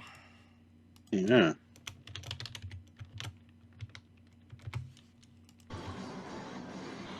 We gotta have some Neo Geo fans in here. What the heck I'm is not this? familiar with this library. Not a clue what this That's is. 8-man. 8-man? Mm-hmm. Is that the number 8 or word 8? Yeah, it's like an anime license. I'll look this up real quick. 8-man. And SNK. Okay, spelled out.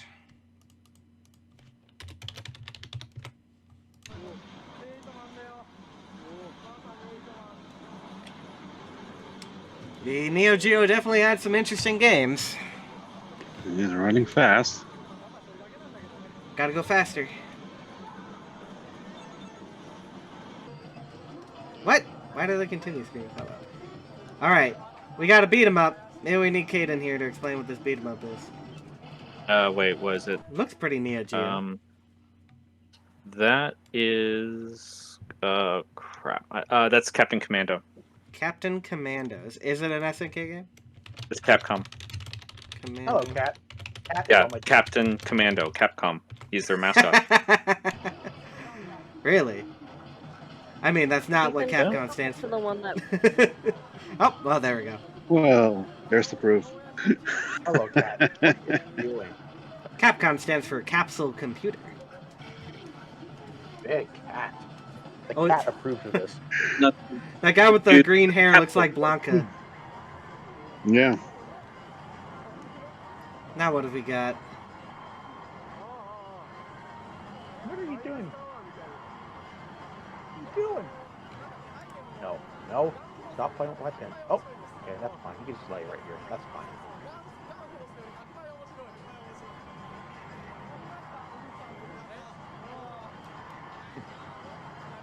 Oh, no, no, no. Any clues? I am very embarrassed that I cannot ID this. I mean, is that Lanos? It looks like Lanos, but like a PC version of Lanos. No, nope, nope. Lee is currently fighting his cat. What? Yeah. But the cat always wins. Yeah. Mission Nally, clear. you crackhead. You crackhead. Oh. Okay, no idea what that is. Batman Batman Jamma 91. Jamma. What the heck? Did the clip just end like that? Let me, I'll double check that. Hey, no. No. So nobody knows what that is? No biting. Okay, we'll go back go into back the to 8-man one in a sec. Yeah, what? So yeah, it just ends on the Batman Jamma thing. Okay, so here's the 8-man game. There. What are you doing, girl? Okay, so it was indeed 8-man. So we have two games that we were not able to identify in this clip, but that's all right. Oh, kitty. Lots of kitty all over Yeah, I the have a place. kitty here too. Though I locked the kitty I look over out of this room, so I Well, will not this be is able a to join you with kitty. My straight cat was trying outside to attack kitty. my porch. It was funny. All right, now let's look at I think 89 CES. This is a very brief report, so we're probably gonna have to pause a bunch of times. The last word. The very last word. If you think there's any more words to say, then we're going to kill you. No, this is the last words. Stop trying to say words. We've already established last word. Last. Can you get a screen that last one with the robot one? Can you get a screenshot of the text that was in there on that last like right before it ended. There we go. No, the Japanese text. He says something like a little bit before this. Okay. There we That go. one. Well, no. Something up. That is not easy to read there, but okay. No, it's. Did you get a screenshot? Yeah, I got. Okay. Oh, it's so familiar. All right, back to the last word. Yeah. Video games are the biggest hit. Oh, okay. So that was just a big list of things. I'm not going to try to get all those. Let's quickly... So you don't want to list this under ALF? What? There was ALF on there? Oh, man. And I believe this is 1989. It says 1989, 1990, but I believe it's 89 that we're looking at. Consumer Electronics Show. Hardware and software have been greatly improved. Okay, we've got Moonwalker. Moonwalker. Just beat it. This summer, kids will be clamoring for the new Of course, Michael Jackson's back in the retro game news at the moment. Oh my god. You can make Michael. So let's get a Sega Genesis on there. That's the wrong name for the console on there.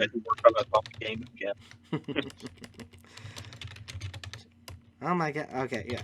I actually put in my categorization. I only have Mega Drive as a as a listed thing. Good.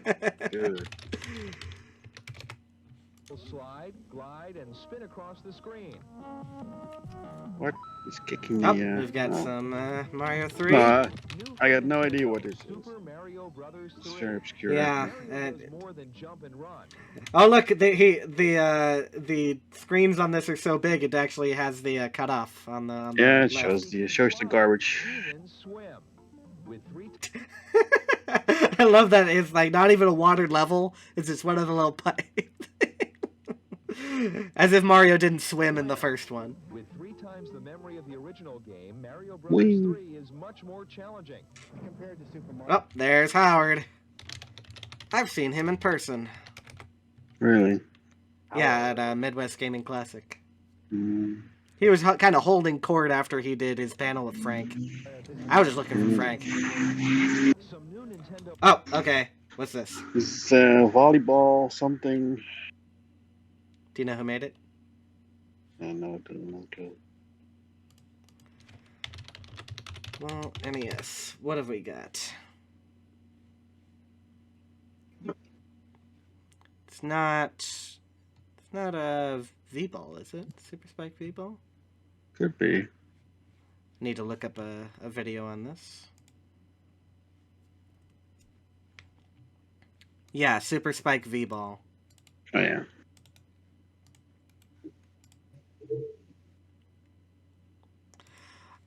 Yeah, I can get the longer cuts of that stuff later. Just not gonna do it right now. Accessories make it possible for more people to take part in head-to-head competition. With the Oh, a 4 score! Look at that. Oh.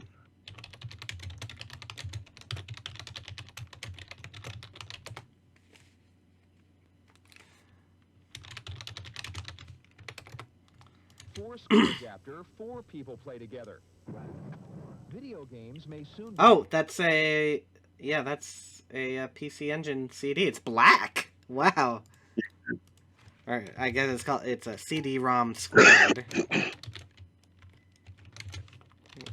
see. Yeah, why'd they? Well, I guess it matches with the TurboGrafx. Well, not really. Oh, Fighting Street. There we go.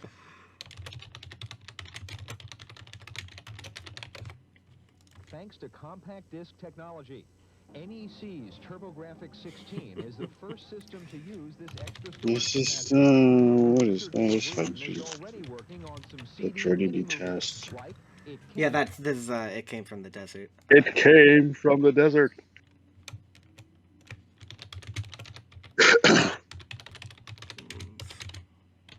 Johnny. It came from the desert. No, you have to say it dramatically. It came from the desert. You said dramatic. I'm going all out, sir. It's just very dramatic. Wow. Then they later ported this to like the Amiga CD-ROM stuff. Oh well.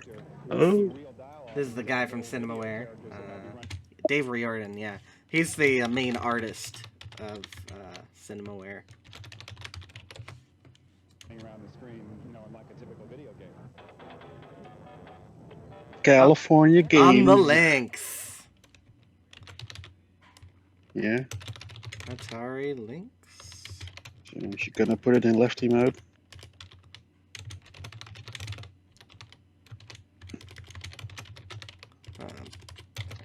Console and California games. I believe Epic's still published that. And something new from Atari, the folks who started the video game craze. It's not the same Atari. Portable handheld video games. It's nearly I do have a Jack Tramiel interview in here. Nintendo's Game Boy, but the Lynx has full color graphics and 4-channel sound. This is Herb Weisbaum reporting. That's the end of the report, which is weird, but and that's the last word. The very last word.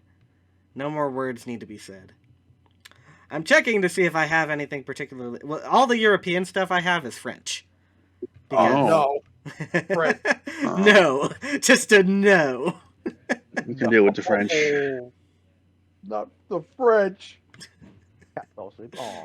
Because unfortunately, you know, all the Dutch stuff, you know, you've shown it before, but you know, you're not allowed to take it out of the facility, so.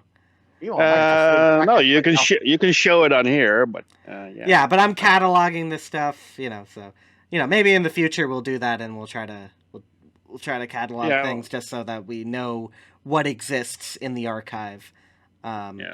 But I'm recording this right now, so can't be doing. Oh, you're recording it. Oh yeah, we cannot show it. Yeah. Okay, let's jump to 1998 E3, the Nintendo booth. Ooh. Bring it on.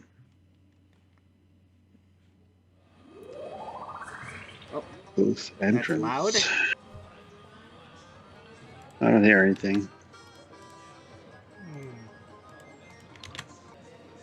Are you guys getting no audio from this? No, I'm gonna get it. No, from the previous videos either.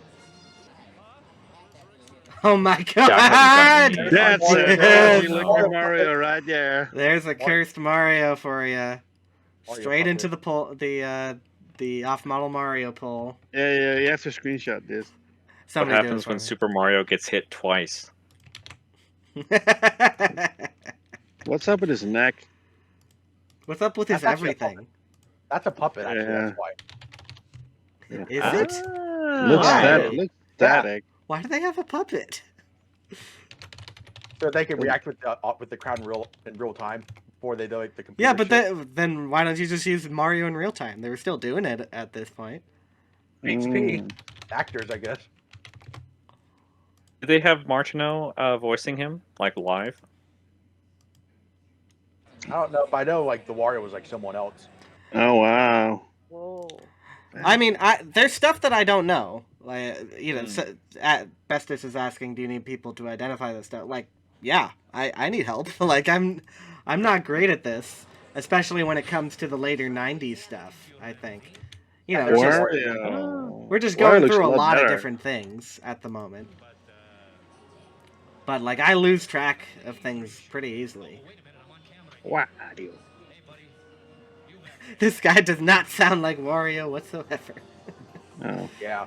Mario, they took a whole fountain into E3. Why? Why'd they do this? Well, from the Donkey Kong one, you can tell that Nintendo likes water sports. True. Don't misconstrue that though. I'm totally misconstruing this. I said what I Oh, said. we got a Conquer. That's Conquer. Oh. That might have been 12 Tails at this point. Yeah. Yeah. What was it Or called? potentially the Game Boy game.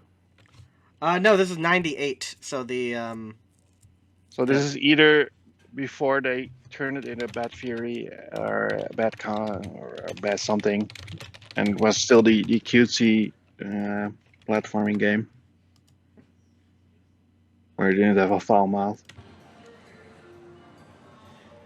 I completely forget what the actual thing for 12 Tails is, what the actual name was supposed to be, but I'll just put it there and fix it later. Corporate area. Look, it's people being corporate.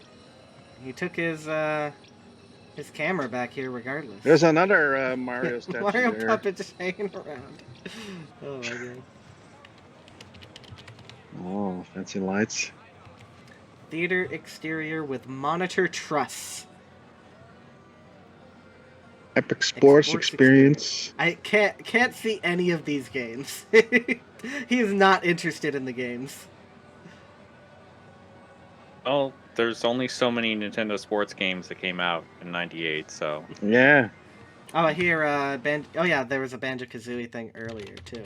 So gotta put Banjo-Kazooie. N Sports. And sports. I mean, Sports. 98 is when, you know, Nintendo 64 was coming into its own. But I mean, it was they also had the best point. baseball game. They had like 1080. They had good games. Yeah, for sports. It's just they didn't have a lot of them. So, like, the value proposition was pretty low. Oh, Ocarina of Time. Ocarina of Time. I mean, they Very had everything short. but except.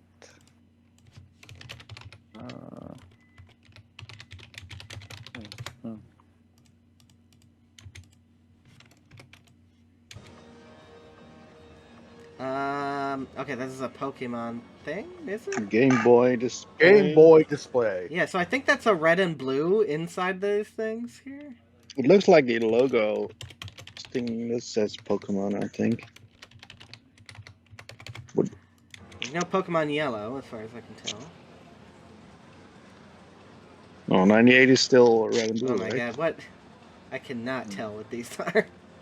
This footage is... Fourth. I think it What might have are- just been transferred badly. Oh yeah, this is a thing that they used to do. They used to have these laser things that they would do in Yeah. projections. You see this in tons of the old trade footage. And it shows up terribly on camera, so... The Ocarina of Time theater. Oh my, oh no, a Zelda puppets. puppet? Oh! 1998 was a puppet year. Oh god. Yeah, this VHS transfer might not have been done the best. Yeah. I presume this was camcorder straight to VHS. That's definitely what it looks like. Acted properly, yeah. Banjo-Kazooie there. Yeah, big old inflatables. Oh, that a Oh, Ganon? there's something Ganondorf. floating in.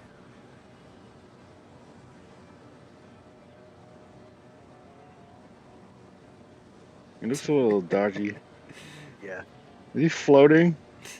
Why is he floating? I think he's... Why is only his left arm moving? It's a full person. Oh. Why is it only his There's left a arm? screen going down. Man, they went all out for this. I mean, this Look will at be the great fra- for the eventual The frame documentary. rate looks better than the actual game. Ha! Oh, Pokemon anime. Pokemon, gotta get you all. Oh, what episode was this? Not the first episode, was it? Okay, yes, it is Probably the first was. episode. Yeah. I mean, I saw the first episode like a million times, so like... It's been a long time. all the Pidgeys. Wow, that's a big jump. Pokemon plush launcher? This is like a t-shirt launcher? Where? I don't see it. Oh! Oh. Pika Pika! Real Pikachu. And they're projecting the electricity on the screen. Ha! Look at that! Money. That was epic! I love it. Oh. Amazing. Yeah, these glitches. Yeah, this is a bad Yeah, the transfer. frame rate is off. Yeah. Send it to Connect a Video, and they'll do it properly. Oh, now it's come down again. Well, just because it's a stationary shot. Okay. Oh, oops. Didn't want to do that. Oh yeah, so that was a brief little thing from that E3. I think I have some other footage from that E3. Let's see. Let's do some computer game stuff. Yeah, let's run the Actually, no, not do that. I think people will be lost if we're looking at Jack Tramiel for too long. Let's see, what else do I have in computer games? Because a lot of this computer stuff is just straight computers. And probably wouldn't be super interesting to everybody.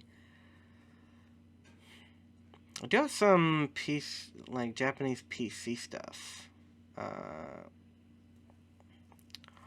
I have so many choices. I have choice paralysis right now. Choose! Choose! Alright, well, we'll do an arcade instead. Funland in Trocadero, London. In London. Funland. There's your British or your European representation. Or I guess not technically. Not anymore. Well, that time, yes. Taito, Lee. Any idea? Oh, that looks like Operation Thunderbolt. Operation Thunderbolt. Very nice. I need to catch up. Every time I do this, I'm like, oh yeah, I need to actually make the thing for this. So, enjoy looking at a stationary screen while I ramble to distract you from the fact that you're looking at a stationary screen. I'm looking at a stationary screen. Oh no, he figured it out. I thought they were just very good at holding the camera still. Operation Thunderbolt from Taito.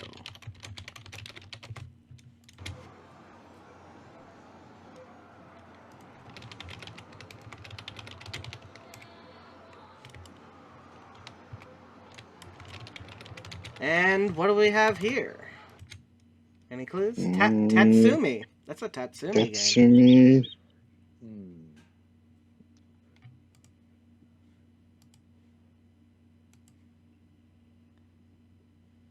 Interesting. I do not know what that one is either. All right, let me grab this one.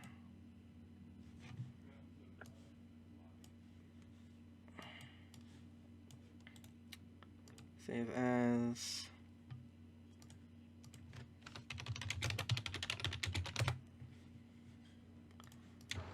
It looks like Roundup 5.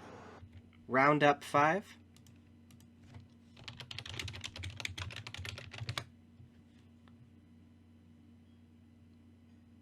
Roundup 5. All right. Very new game at the time. What year is this from? 1989.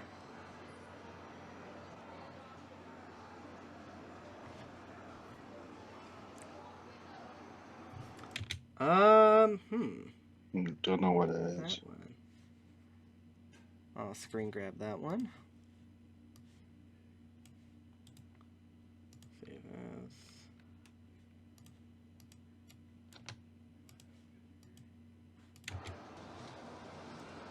Oh boy. Oh, bumper cars. Oh, bumper car? I didn't even notice. I was looking at the screen. Can't identify any of these. Way too blurry. That's too fast. The exposure on this camera is. I see it. I saw a Taito Vision game. A Taito game in Taito Vision. Yeah, I think this will just be good for generic B-roll. Yeah. Any idea what? Oh, Buster Brothers. Or the Beast. Beastbusters. Beastbusters. I have no idea what that game is. It's a SNK game? Yep. Yeah, I believe so. Any idea what this seeded game is? That I have no clue.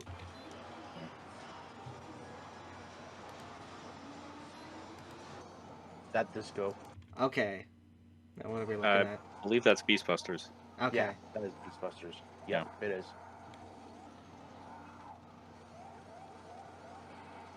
Yeah.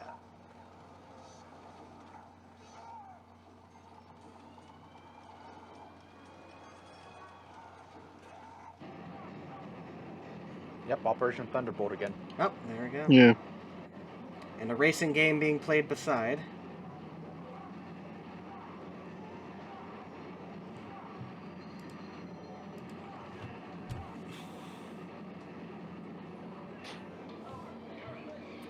Oh, it's Chase HQ? Yep. I was about to say. There's something to the left. Edit transition there, so yeah. Something shot. Yeah.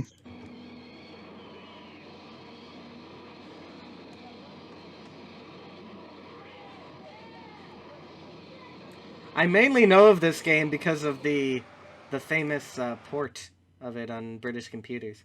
What's this one? Shoot 10 enemies. Oh, it's yeah. Not Afterburner.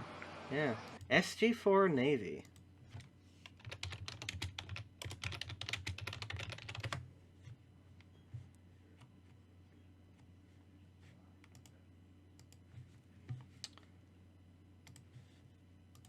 Let's grab this one just in case it doesn't show.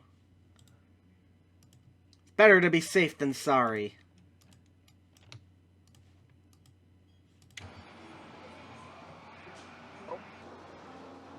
Ah, G-Lock! G-Lock. Yeah. Should have known. Should have known. That looked like a Sega thing to me. Yeah, I was pretty certain it was Sega. One of them Taycan games.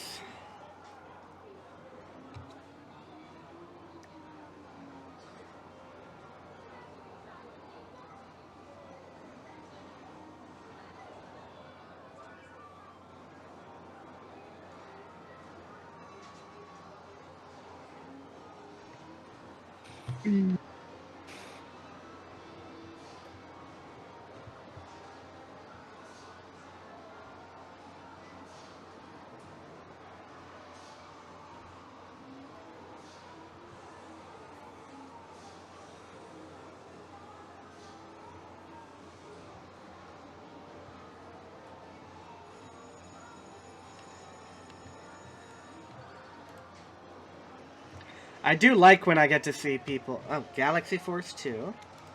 I like when we get the vintage footage. I love seeing the Taycan games and how people played them back then. Yeah. See how they Because like the modern day stuff, it's like people are kind of serious when they they jump into it, but yeah. in these ones, this is a new sensation to them, so I like seeing that. Man, Super Scalar, Super Scalar games were wild. Look at this. It's great. Everyone forgets the later Super Scalar games. All they care about is Space Harrier and Hang On and whatnot. But there's stuff like this. Look at this. This is nuts. Absolutely nuts. It looks too good. That's why people don't think about it. Outrun is awesome, though. One of the best racing games ever. Yeah. Yeah. Oh, it had the special cabinet. Look at that. God, I wish I could play that game on that cabinet. So I know good. that at Galloping Ghost they have an R360, and we'll see if it's there when we're headed there tomorrow. Oh, Outrun. Slick Shot, very nice spot. Slick.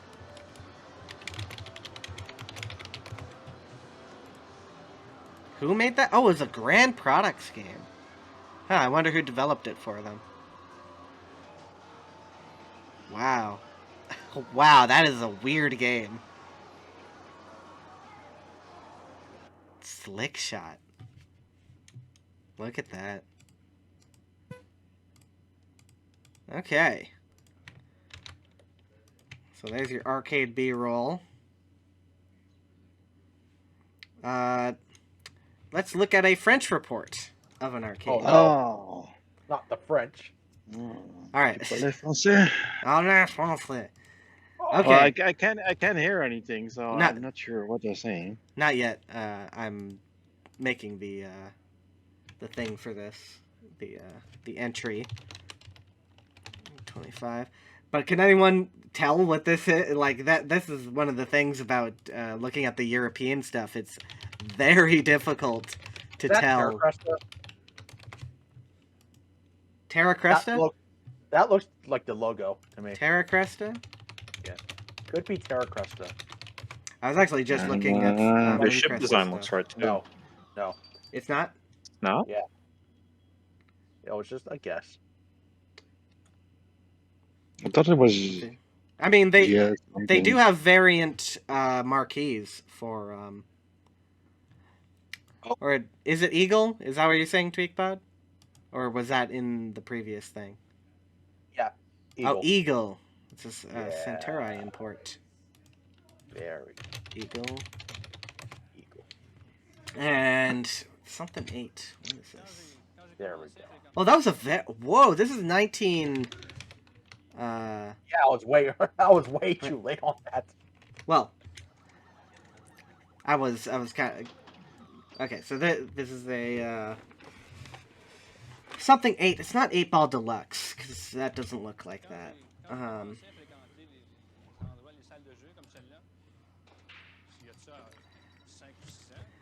Some of these people are just experts at spotting this stuff. I mean, that's why I like bringing you guys in to help me out here, because like I didn't encounter these games.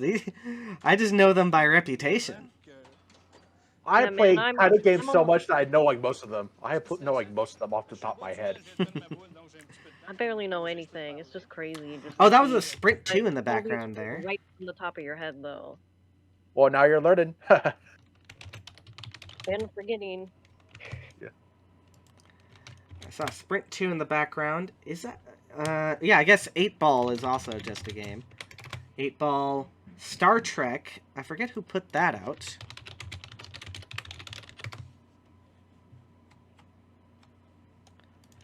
$1980s, which was this? Okay, that was a Bally machine.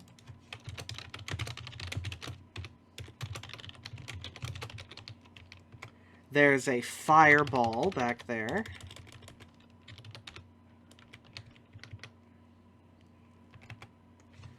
And I can't tell what the next one is.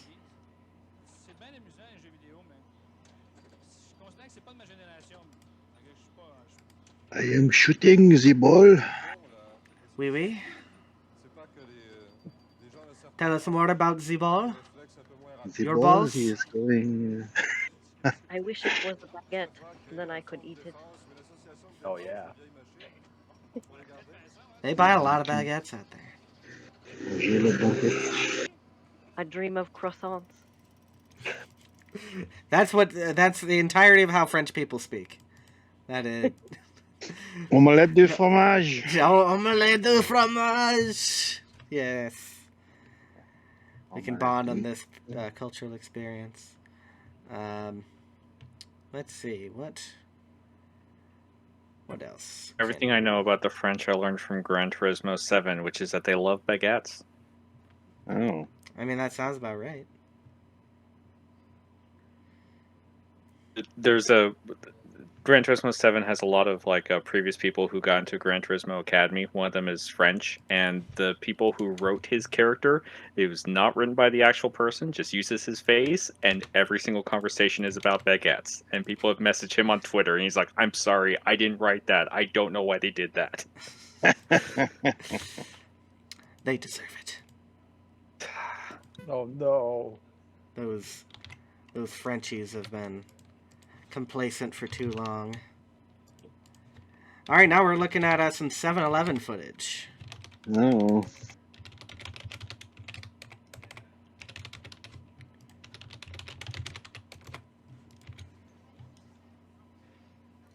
Look at that. That's a skillful transition right there.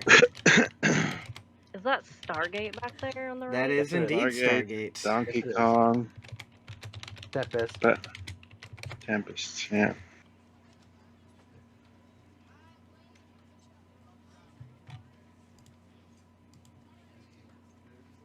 kind of wish we could read that rules sign back. Yeah. Yeah, that would be interesting. It's probably just don't be a hooligan. You can only play one round. There are other kids that want to play. Maybe. I've seen stuff like that. We have to enforce that in the retro gaming convention I run, and it gets hard sometimes. Well, yeah, that rules for playing machines, yeah. So that was a real short one. It was real short, yeah. I don't know where the heck he got it from, but the AtariGames.com website is defunct now, so. Let's look at some early networking. Oh, this is another French thing, I think. Is it? Wait. No, it's not. Never mind. I don't know what I'm saying. Well, it's not as far-fetched as it may seem. In fact, both local San Francisco papers are investing a lot. Look at them newfangled video games.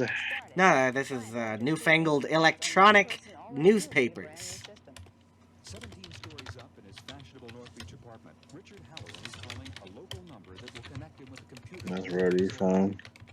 Meanwhile, across town, in this less than fashionable cubbyhole at the San Francisco Examiner, these editors are programming today. That's Cron, so this is probably from somewhere in San Francisco or San Jose. The newest form of electronic journalism lights up Mr. Halloran's television with just about everything. Oh, a TRS-80. Regular edition. I know one of these clips that I have has a ton of Tandy Cocos as well. So I can't, like, is this technically a BBS? Oh, there's a Coco. A TRS-80 color computer. Sitting on the bottom there. You can tell by the gray thing.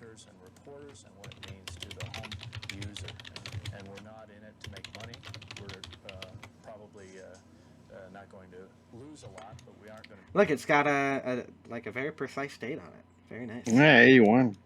Make much either. Both Examiner and Chronicle began service within the last 2 weeks. Printed full-page ads about it. Yes. I want to know.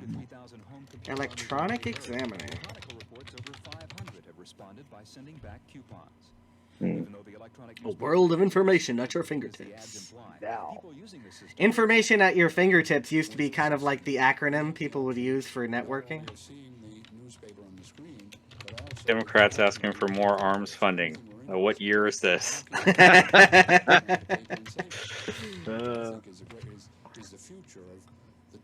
Like, 2 arms aren't enough? We need funding for this. I want a 3rd arm. We get all our newspapers and magazines by home computer, but that's a few years on. So for the moment at least, this fellow isn't worried about being out of a job. Steve Newman, News Center 4. Well, it takes over 2 hours to receive the entire tech. When's the last time you picked up a newspaper from a newspaper man on the street? I never. Exactly. Here's some BBC microcomputer. Some people making games on that. Thames News. Thames. The Thames. The River Thames. The British narration. Love it. Yeah. Wish you could hear it. Oh, do you want to hear? No, we cannot hear anything. There's no audio coming through for you guys? No, there's no video. Not for me, audio, no. Nothing. All right, I'll double check this then. Now I feel bad. I haven't heard anything at all. The whole. I thought it was just me. No, there's everyone. Is it coming through? No. No. Yeah, I would have to stream directly from the video for that. Mm-hmm. I'll do that. But it might knock about a little bit. Yeah, now we're hearing something. Okay. Very, very soft. Beautiful. Very low. Computer store. BBC Micro. From Acorn. not the sound of knowledge being knocked into reluctant heads. It's the last-minute preparations for the first ever chance teachers have had of seeing and getting their hands on all the latest technology available for schools. Most of the new developments have been in software, ranging from the programs that help infants learn to read and count, up to A-level geography and science. With the government's policy of every school having at least one computer, some teachers felt they were being left My behind. right ear's enjoying this. Yeah, it's coming through the same way for Some me. of them are very anxious about it, but a lot of them are picking it up very enthusiastically. This is a fancy haircut. It's in mono for me. Are making rapid strides. Were we heading for the time when the pupils will be teaching the teachers? In some cases, certainly there are pupils who know much more about what goes on in a microcomputer and how to program. Like they forgot to cut the back of his hair. Of course, don't worry too much about that. They're delighted to see their pupils making that kind of progress. 34 publishers have stanzas. Oh, okay. Well, And now there'll be a series of that definitely seminars seems like a running game of alongside some the two-day sort, but exhibition. But there's also an impressive there's array probably of new gadgets. 83, How about an but electronic I'm not blackboard 100% which writes sure. out the information faster than any teacher can manage using messy old-fashioned chalk. It seems the keyboard of the future, designed for little ones who can't Overlay on the membrane keyboard. Oh, that this is a ZX81 here. No, it's not a ZX. I refuse. It's really small. It could be. Yeah, that's an 81. Yeah. This acts Yeah, as an you can see introduction right to there. robotics, proving that the world of microtechnology provides plenty You missed the egg cup. Sad egg.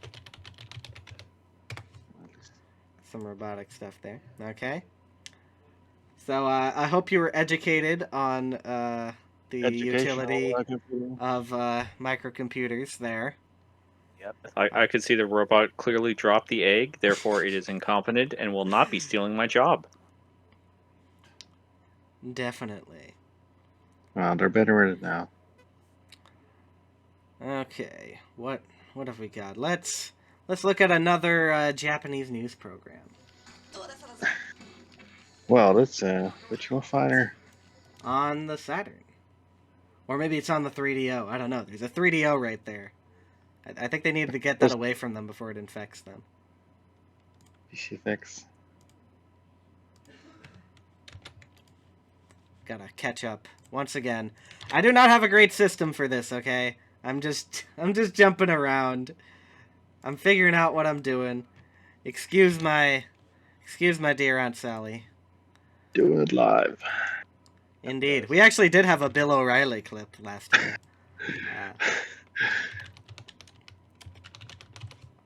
Back in those days, basically. Mm. Got a Virtua Fighter. Yes. On the Saturn. Now we've got a Sega Saturn. A PlayStation. Oh ho ho. And a 3DO interactive multiplayer.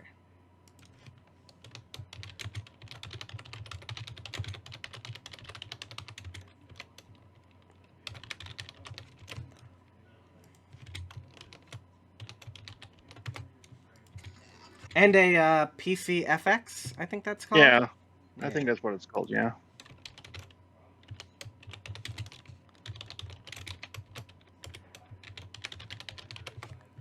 My God, look how big it is. And it did not offer capabilities consummate to that size. Bigger ain't always better. Yo. 32-bit! Wow, look at those fancy dolphins. Echo the Dolphin. Okay. This is Motor Tune. Tune GP. Yeah. Motor Tune? Yeah. Motor Tune, yeah. First Moto Tune. Polyphony digital game. Yeah, this is the precursor to Gran Turismo. This is Valerina Toshinden. Looks like it, yeah. And this is 94, so... Yeah. Wasn't even finished, I don't think. Very warped texture, so. Is Ridge Racer? So that was Ridge Racer.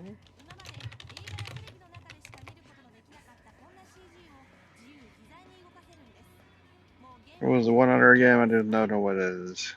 Okay, so that is. It's not Time It's one of those Gal. anime versus games. Is that Bastard?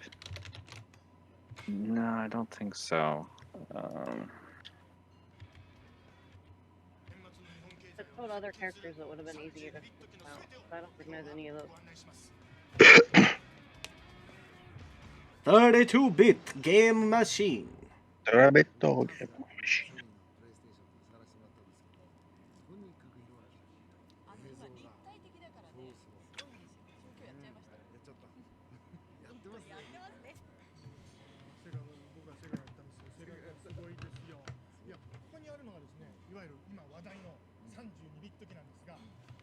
Let's see, how much was...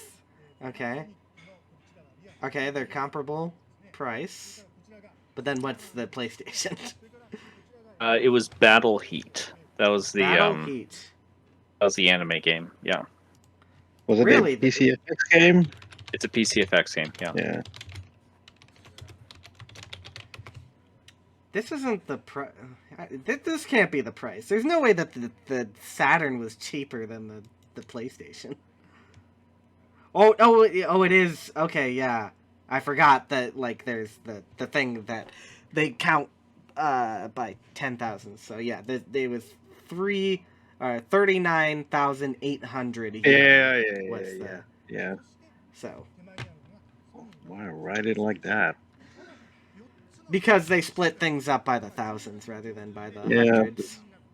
You know, it's basically like a comma, but they do it by thousands. Yeah.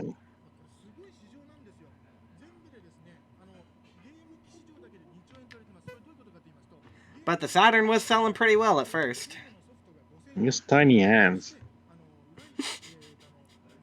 Tiny I know a lot of random They're not Maybe small like hands. that- They're just big hair. Yeah, there's a suit that's a little bit too big for him. I'm glad you're here to give the fashion tips, Stancy. I'm all about. Wow, that's a good sweater. Well, let's have hats on it, gloves. Why are you standing in the middle of the road, lady? Look at how many people are here. Oh, anybody know that one? I like a Tokyo It's a 3DO game. I can see that. What was that one before Tokimeki Memorial? There was... I mean, there was a lot of proto-dating sims. Yeah. Indeed, Dale. Yes, we are talking about fashion. Ridge Racer Grand Prix. Is that just the name of it? Some kind of competition, maybe.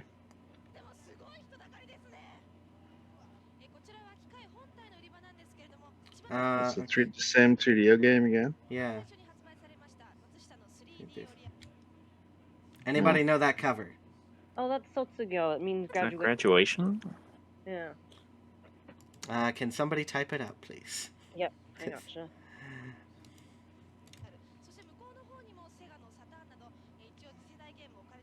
JVC. Oops. Those sports games.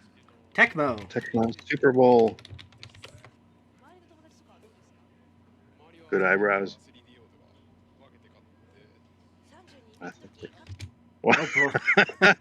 Yeah, they did do commercials with that. Yeah. That was an ill-advised ad campaign. Cone heads for the Sega Saturn. Yeah, like the Sega Saturn just launched. Actually, the PlayStation hasn't even launched yet. This is November 29th, and PlayStation launches on the 3rd of December.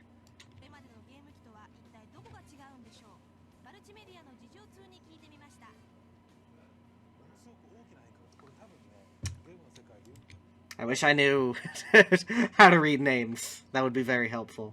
You screenshot that, I can figure it out for you later. Alright, we'll do.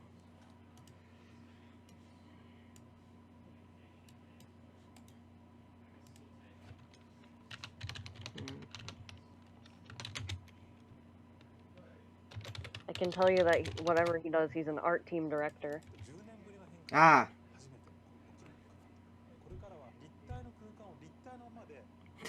Yeah, the weird. Oh, there's the T-Rex.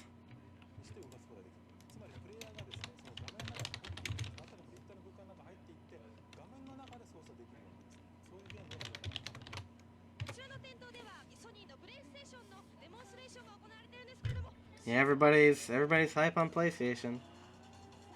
Is that a widescreen TV?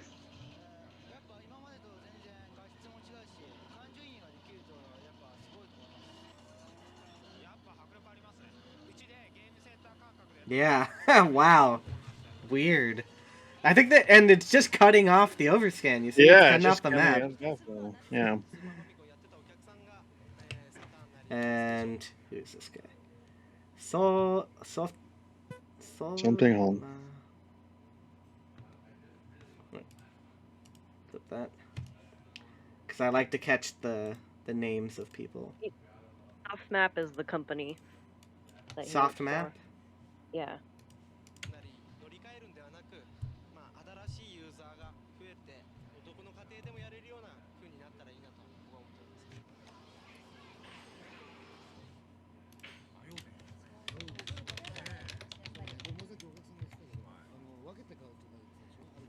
Why do Japanese TV shows just have panels of people who talk about things? Yeah, like 6 people. Because it's incredibly cheap and they don't have any money.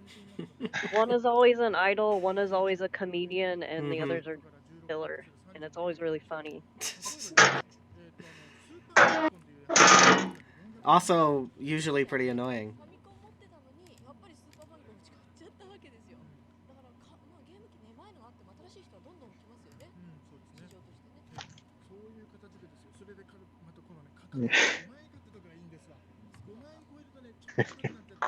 Get back to the reporting. They're talking about how the price is a little too high. Well, yeah, I mean.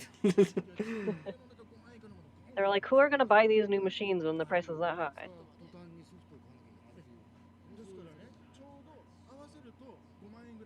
That PC effect looks like it's gonna slide off. Why is this so big? Yeah.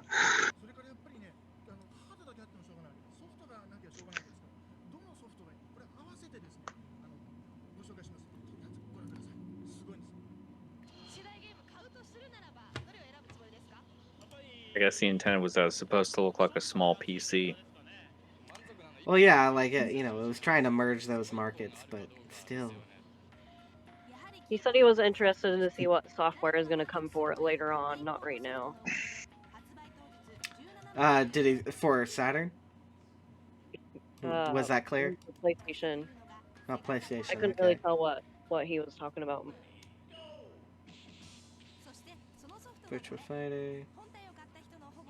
$85, Jesus. Sega Enterprises. I have no idea who this guy is. I've never seen him.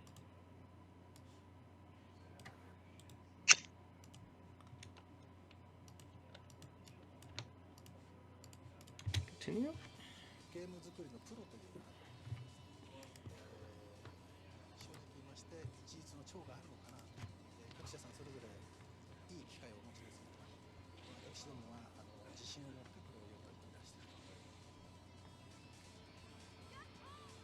He said we just got a good machine that we're using.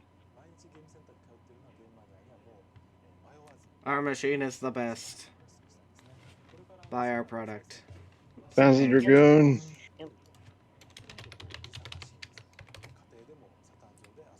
There were a lot of tiny cuts earlier, like I saw Clockwork Knight and whatnot, but yeah, not worth putting in. Yeah, for sure.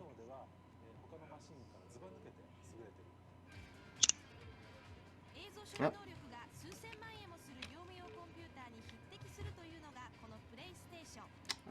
If that's a commercial, I've never seen it. Interesting. Ray Tracing. Remember that one? That's a Sony guy.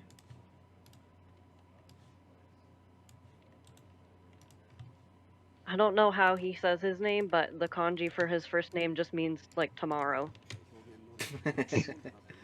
Hello, I'm tomorrow. No, we're talking today.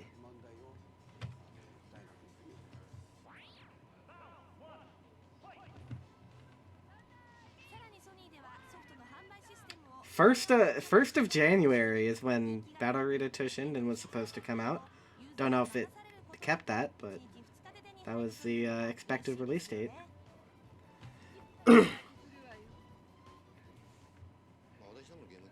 Well, the big boys entering. He's talking about Game Gear now. Game Gear? Yeah, he just said Game Gear. Maybe he means that in a more generic sense of Gemugi, the gear of games.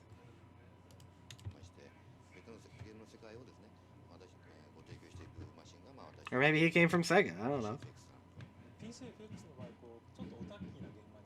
No, it's PCFX.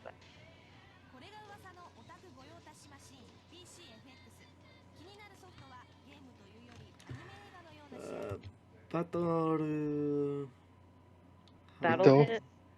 Yeah. Oh, Battle Heat. It's Battle the Heat. thing from before. Yeah. Oh, yeah. The same one from the before. Yeah.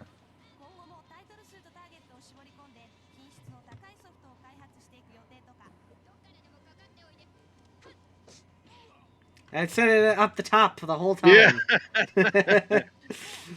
3DO Real. Because that's the actual name of the console. The 3DO Real Interactive Multiplayer. Jeruku Panchari Rusita. What is this? Station. Battle Station. Let's see. 3DO soccer game.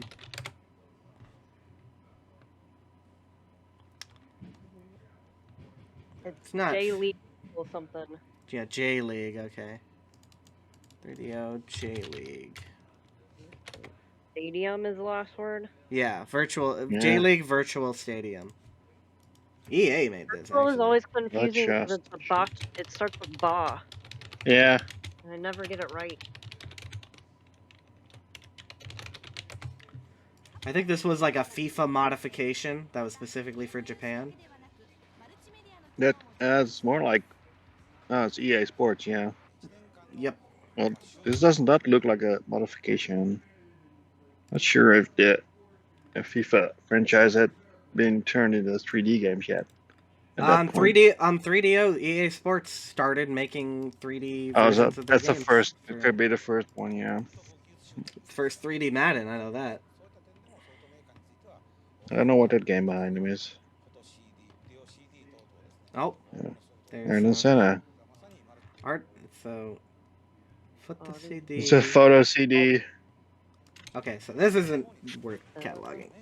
Ah, Oh, this is a photo CD about Ayrton Senna? yeah, I presume. Something warp. Shock Warp? Yeah, Shock Warp. Oh yeah. Warp. Must have changed names. Oh, this is an early PSX game. This is a 1995 PSX game.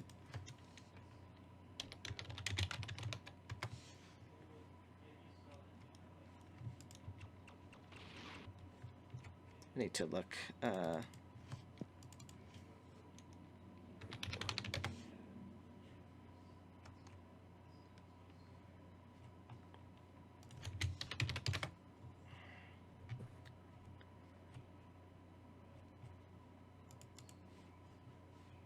It's not. It said it was called Shock Warp, but that's not what it is.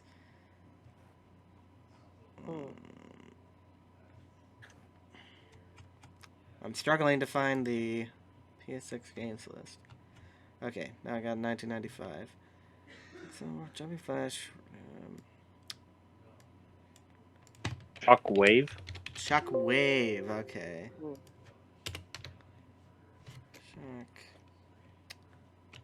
Shockwave PlayStation. PlayStation. It comes up as Shockwave Assault. Yeah, I think it probably had different names in different territories. But I'm pretty sure it was some US developed game.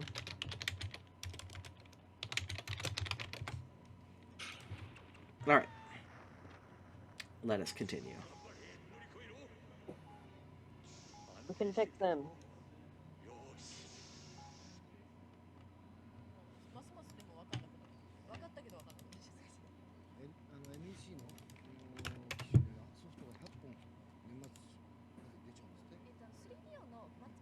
Oh yeah, it was originally on the 3DO. Forgot about that. That's where it was called Shockwave.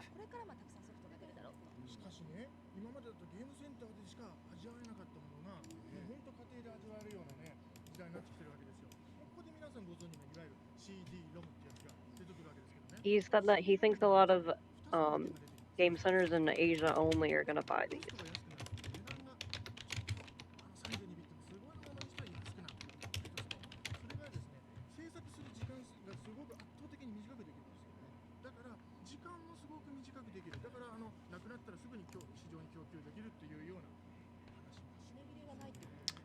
Oh, Tweakbot identified somebody. The second guy.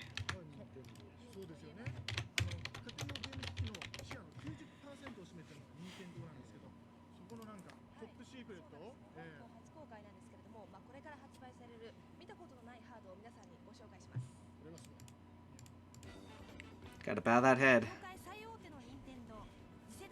Oh, we're inside Nintendo. Yeah. All right, we got some Game & Watch stuff.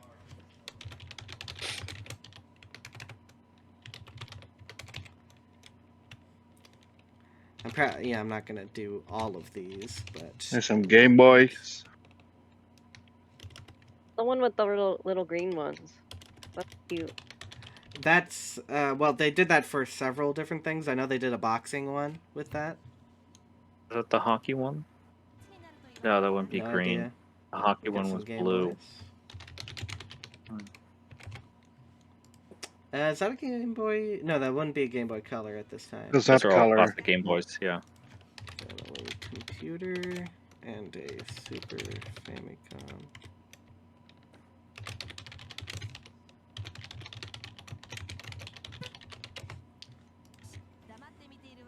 Everybody's wondering what the heck is holding up Nintendo.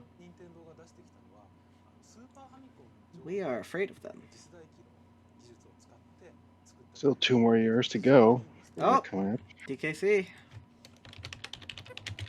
$95. Oh, Jesus. I mean, it was 90, expensive but, in the US, yeah. too. Yeah, like a lot of those. I remember there's some of the wrestling games on N64 were like $95 when they came out in the US. Oh, here we go. Oh, beautiful. It's our boy. Our virtual boy. Oh, no. Back away, No. please. Oh, Telerobox. Purgatorian. They're Roblox now.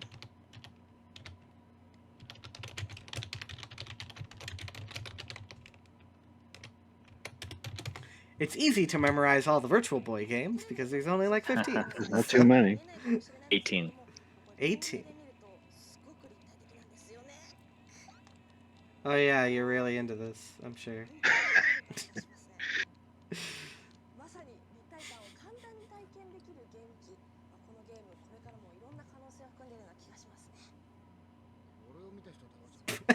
Look at her rolling her eyes. Look at that. I'm not gonna do that. It's She's so that punching feels like someone's herself. gonna punch you. Don't you want to feel like you're being punched in the face when you're playing video games? You don't Well, even it's have to the play 90s, so Teleroboxer. yes. You don't even have to play Teleroboxer to feel like you've been punched in the face on the Virtual Boy.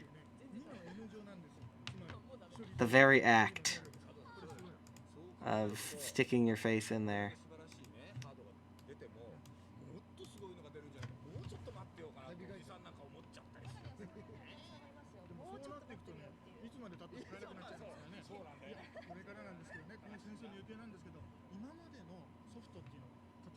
Soft.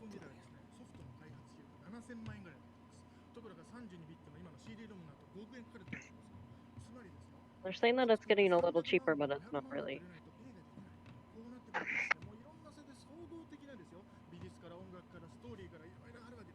No, because of all the factors like story, music, and plot characters.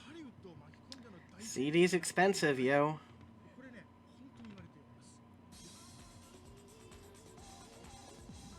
I like that logo. All right. What was that one?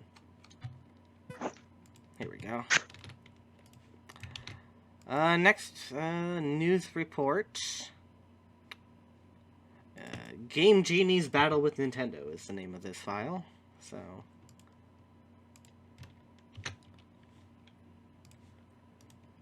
let me set this up.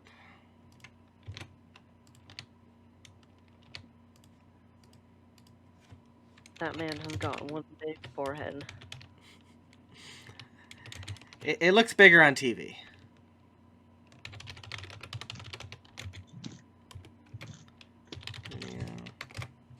You know Mario. You must know Mario. He's Do you know Mario? who fights his way Mario. through monsters and dragons. He's the hero of the Dragons, yes. Wait. That was funny. Nintendo game, which in North America alone will bring in an estimated $4 billion to its Japanese owners. Can you put the audio a little bit more up? Is precious property, and that's why his powers are now at the center of a furious dispute. Nora Pratt. His powers. Once upon a time in the land of home video games was a powerful ruler called Nintendo. He controlled Inside 80% of the Nintendo. home Okay, I've video got Dr. Mario on a Play Choice 10. Nice.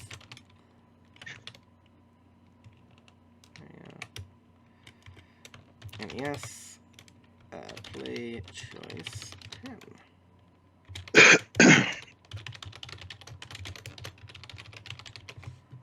game market in North America. Nope, And managed that's a to weird put a thing. Nintendo home video system in Come on, you're the F1 guy. Tell me how It you're was, dancing. it's an F1 game. I don't know which one is exactly is. Anyone have me here? Sure, it'd be pretty easy to find out because it's on Play Choice 10 specifically. I can't imagine there were that many F1 racing games on Play Choice 10. It's kind of modeled after the official track they use in Canada. in almost 1 in 3 North American homes.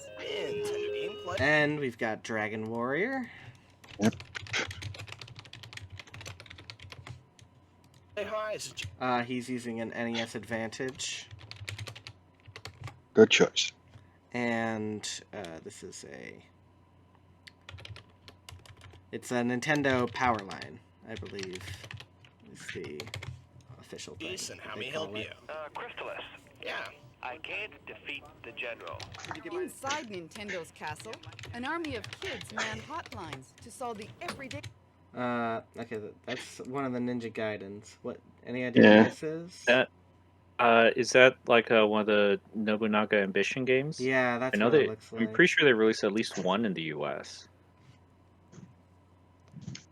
Army of kids man hotlines to solve the. And anybody know which Ninja Gaiden this is? No idea. I'm just gonna assume it's the first one for now. Everyday problems of home video game land. Did you use the Sword of Thunder? Yeah. And Okay, which Ninja Gaiden game has the Sword of Thunder?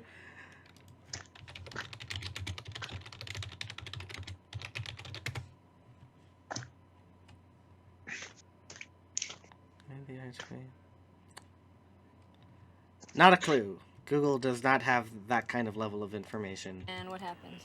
Nothing. Do you know where the Death Desert is?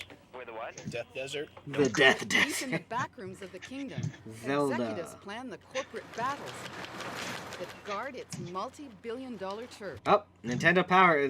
Who knows what issue that is? One of the Final Fantasy issues. I think there were 3 of those. Last year alone, Oh, it's one of It's the a guide. guides. Strategy guide for Final mighty Fantasy. Nintendo spent over $7 million. And there's a Super Mario. Just in legal bills, keeping unwanted intruders out of what they consider their domain. Meet the man who's decided to take Who? on the king of the castle. Coming into the meeting, Ron? His name is David Harding. David Harding.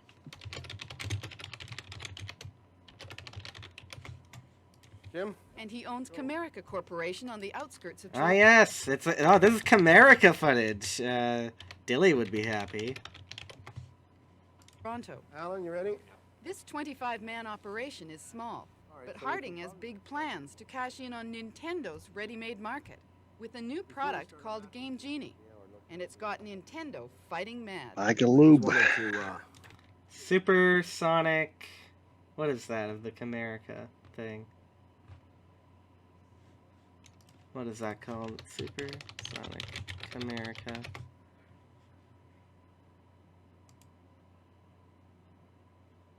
Supersonic I like the his, joystick. is what I it's like called. his elephant statue. Yeah, apparently they really like carnival themes in here. There's another peripheral, the Turbos X something. I don't know. Turbosonic? Turbo.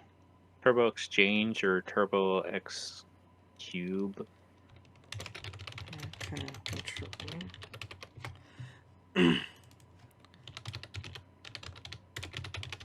Turbo Exchange. What does that bring up?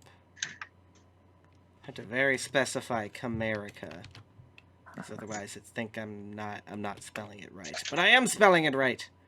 Turbotronic? Yeah. The Turbotronic joystick, which is basically their version of the NES Advantage.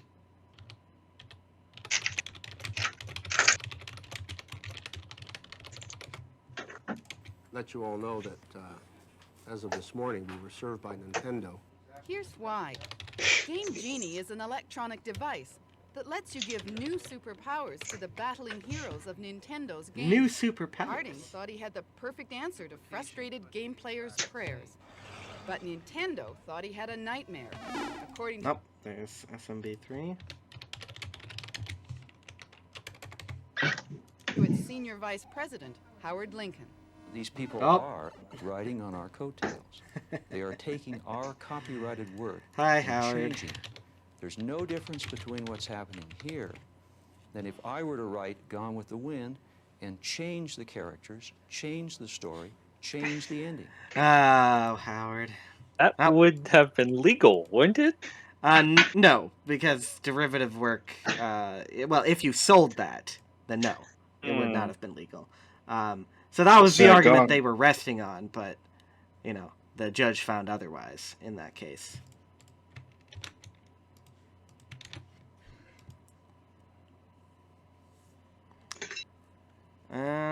Okay.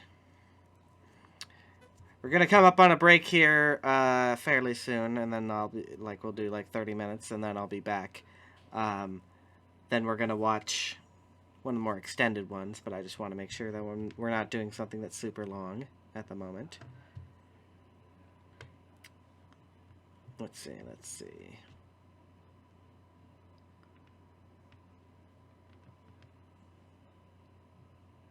Well, how long is this one? Nope, too long. Any fun E3 stuff?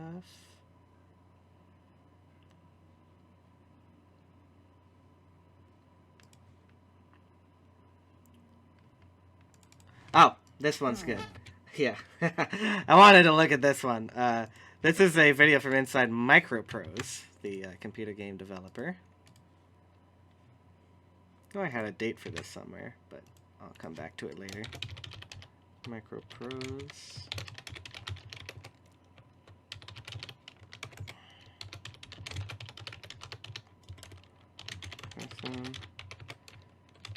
We're gonna get to see some Sid in here. Oh. Good old Sid. One of the really big projects for the arena players every year is the awarding of the Lorraine Hansberry Scholarship.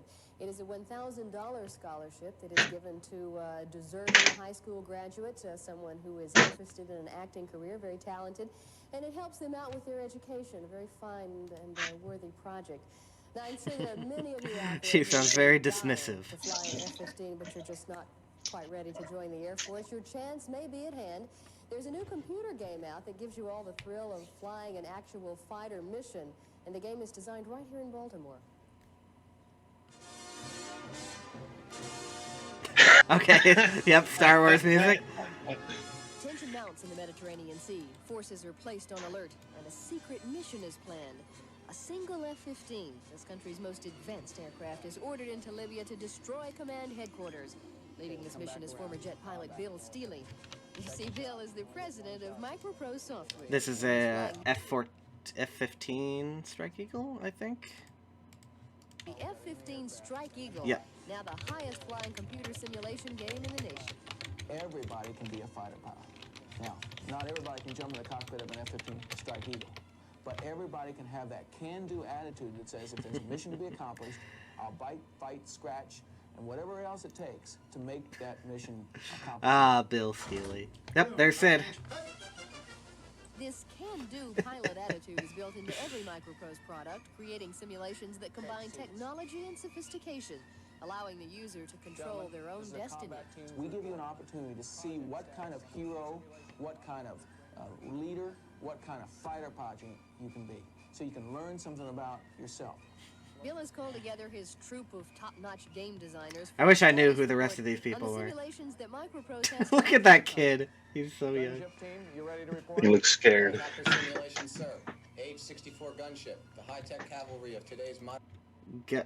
Gunship, the helicopter simulation. I mean, there's nothing ambiguous about that. You know what you're getting.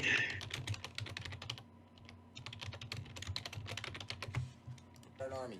Conflict in Vietnam, team. A trip into history, sir, through the battlefields of... Conflict in Vietnam. I'm sure that would go over well as a game today.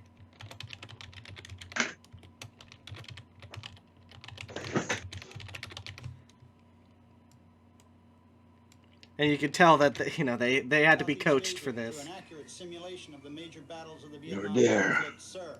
Silent service team. World War Oh, II silent submarine service. simulations, sir. To attack Japanese convoys and restrict their resupply in order to prevent the reinforcement of their land forces in the Southwest Pacific. Thank you, gentlemen. Done an excellent job. Well, you're not gonna call out Sid? 'Cause he was working at Pirates at this time. So this is like a internal magazine thing. No, I mean this is a news report. Like the evening magazine was a a program on a local news station. So this is just a spot on Microprose. Okay. There is actually, I do have some internal stuff of Bill Steely showing somebody around Microprose. Sid's there. Also has the only footage of the guy who made Wolfenstein at Microprose, because he went there afterwards. Today, Bill has volunteered to fly the This guy's sitting down real quick. Ruining the sketch. NATO commander. Is it a game or is it real? I think it's a game. But first, we will meet with Sid Meier, the Oh, game there's Sid. designer, for a pre-flight briefing. What's Sid has he created a game working so on? realistic that foreign countries have purchased the game to learn Not the fif- thinking F-15. process of a jet fighter. What is he do? Oh, that's a Atari 1200, I think. Probably a 1200 XL.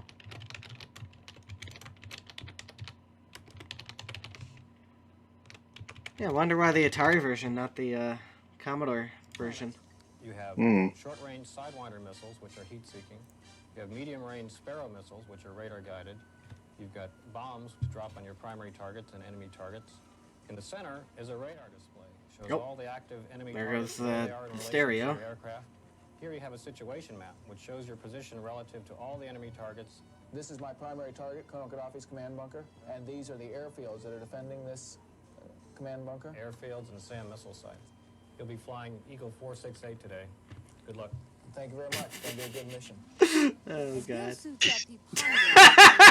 What? What? They'll have to fly low under protection of radar. What kind of pants are those? And be attacked by sophisticated Oh, I see. He All right. realizes that He on went this all mission, out. he'll have only one chance. I mean, he did have a flight suit. He actually flew people like flew press people around in a Before plane. takeoff, Bill visits the packaging department to say goodbye to his wife Laura. Why it's set like this? Why? Wow, yeah, this is a not a good packing style. I hope that's not how they actually do it on the regular, but oh my god. I'm off on a F-15 Strike Eagle mission over Libya. Be careful. I'll try and be home by dinner. Okay. Awkward. No idea if they're still married. Here I am coasting over the coast of Libya, just inside. Yep, that's an Atari, all right. Yeah, it looks like Libya. 600 feet there. He is. I think we'll do a short-range missile on him. We're locked on. Missile away. Missile away. We got a Yeah, why the Atari version? I'm pretty sure that the Commodore version looks a bit better. Maybe the frame rate isn't as good. 3,500 feet. Mach 1.3. Here comes the target. Can it get even worse? Bombs.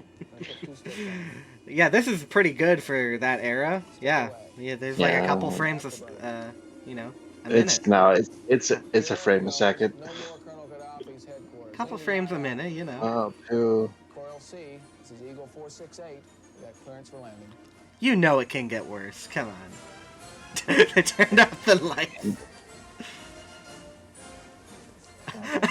Oh, shit, bring a giant flight stick. I've only gotten 4 of them. Look, I even brought your real joystick. Okay, I guess I can get some more tomorrow. Oh my god. Wipe them out today. I'm giving you the opportunity to show how good you really are.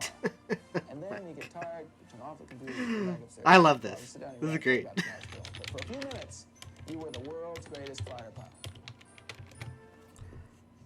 Well, I should tell you that Major Bill doesn't really run microprose like the military. He was just having a bit of fun for the camera. A bit of Microprose fun. does have some other similarities. Come on, British I'm not so sure. I think this was pretty representative.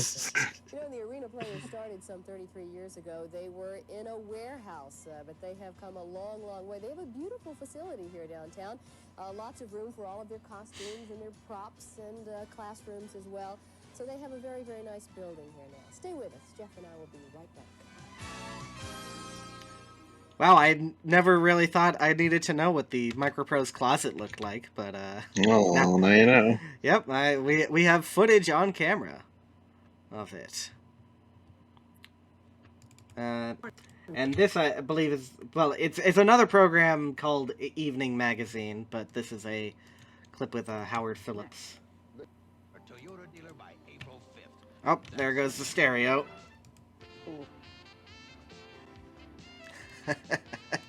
Oh, the 80s saxophone.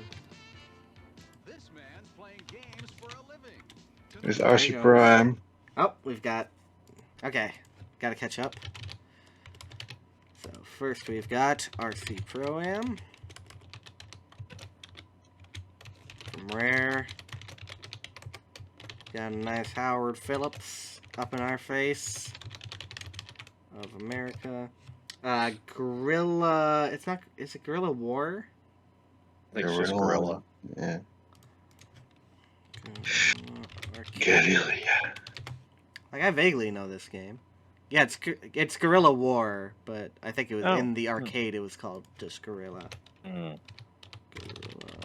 This thing here. What's that behind it? Rastan, I think. Rastan. Yeah, something like that. Rastan. Yeah, Rastan, which has a very different NES version.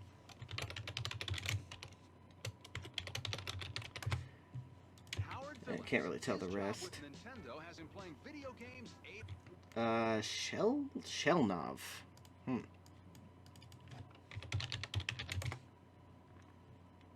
you up the volume a little bit on the video? Okay. You'll be getting it out of one ear unless you somehow have mixed things down to. It sounds like mono to me. Lucky for you, whereas I have to suffer through the Pain. Through the one ear. Oh, Metroid. That's a Metroid. Then you already know these games are the hottest selling. Contra. Contra.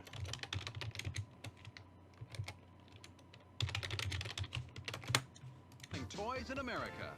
Hey, Brian. Oh, there you go. So close. How's that? That's a Punch-Out. Evening from Oh, yes. Nintendo Entertainment. Beautiful. Pennsylvania. Castlevania, yeah. Castlevania.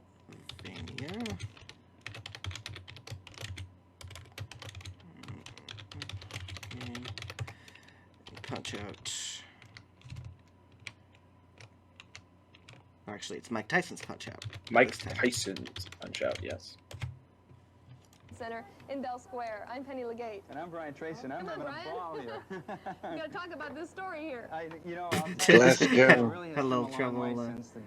Glass Joe's beating his ass. Yep. It's pretty simple. I mean, it was just a little ball that kind of bounced back and forth. I mean, Mike Tyson can't even beat Glass Joe. Actually, So. the industry grew, the home video industry grew to over $3 billion, like overnight. There's a game behind it, but I don't know what it is. Because of too much competition. Looks like maybe Blaster Master? Well, all along, a company called Nintendo was watching Or maybe it's space and waiting Contra. for the right moment to get It's into the home vaguely- video game business. Well, it happened in 1985, and tonight our own Enrique Cerna is going to visit their national headquarters right over here in Redmond, and we're going to meet a man by the name of Howard Phillips, who played a big part in the comeback of the home video game business. No, he didn't. He didn't do. He helped stock the Right the here is stores. loving this. Yeah, but he wears a Dempsey's- bow tie. If you wear a bow tie, you can get on TV. True, true. I mean, he was there to be. Maybe I Look should at get one of our bow ties from work. Oh, jeez. Oh, Oh, God. what was that controller? What's that controller? The Max. The Max. Max The controller. Max. The terrible Max controller.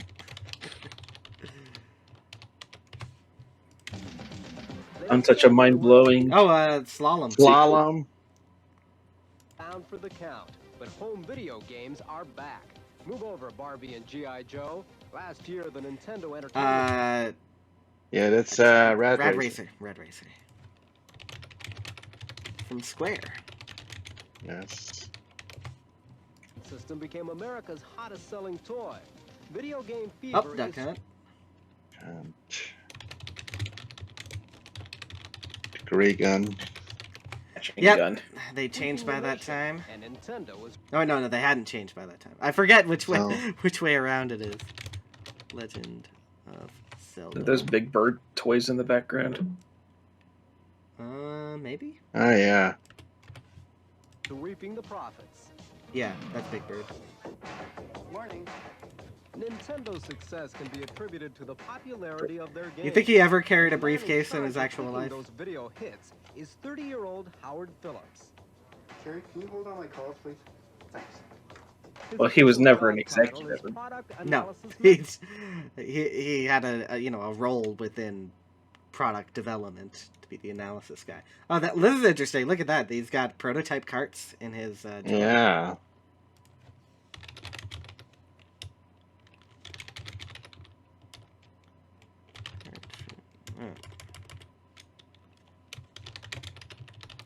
The way you make me Manager, feel. which is really just a fancy way of saying that Howard Howard plays geez, games for a RC Pro Am. Oh, it was RC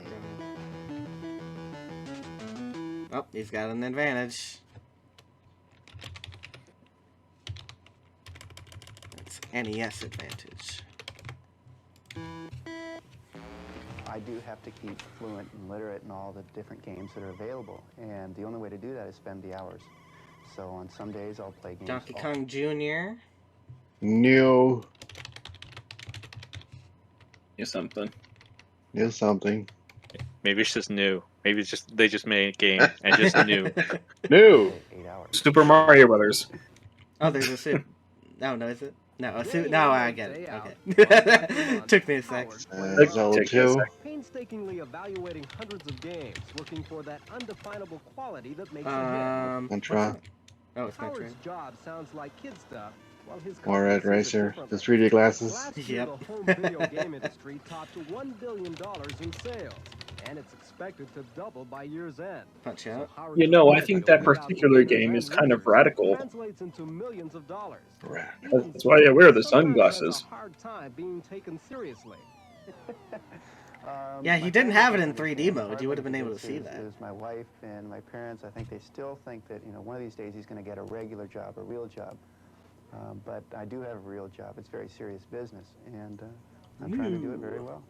Howard has done his job so well that players will do almost anything to learn the secrets of winning. Nintendo's own homegrown Jared Fogle. Quest for knowledge is satisfied by oh, Nintendo Fun Club news. Look at that. With Zelda and Pro-Am. Joining Nintendo's Fun Club, which is about 1 million members strong and growing. Yeah, this is right before Nintendo Power launch, basically. Bi-monthly Fun Club News, a magazine that offers hints and tips on how to win at the various games. Look at that, they got the layout pages for Fun Club News. Desire to win. So the company started the Nintendo Hotline. At the end of Aruga, you're going to come to this thing. It looks like a turtle. Okay, and you have to push on it for like a couple seconds. And these guys are way less enthusiastic than the later people who get on. You use the glasses just that guy looked kind of familiar. So you found it. You got up to the monster, but you can't kill him. Well, that's one of the problems with the second quest is that you can't. We have right around 33 game counselors now who do nothing but answer phone call from the kids on which games are good and how to play the different games and what tips they need to get past Super Macho Man and Punch Out or to find the Red Ring in The Legend of Zelda. We get over 15,000 phone calls a week currently. Even with all this consumer feedback, Howard feels it's important to take his research a step further, out of his office and into the neighborhood arcade. Ooh, okay, what have we got? Yep. What is this one? Is that POW? Someone's jumping out to attack, I think. POW. If it's POW, then this would be 88. Yeah, I might be mixing that up then. I thought that had like shooting segments. I'll double check on that. Run through a playthrough. Oh, there you gotta hang on. Or might have been super hang on.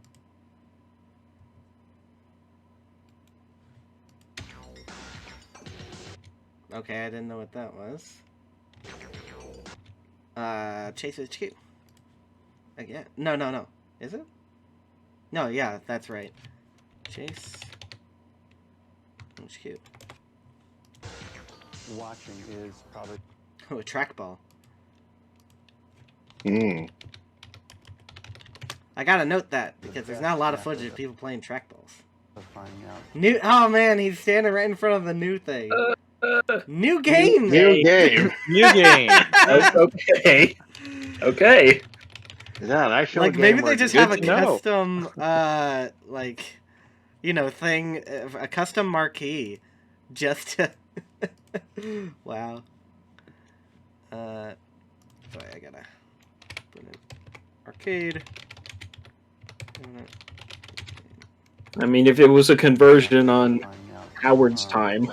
What's at work with a kid. You can tell if they're getting very involved with a particular game, if their concentration is high. Yeah, just a grown man, you know, hanging out Not in the running. arcade.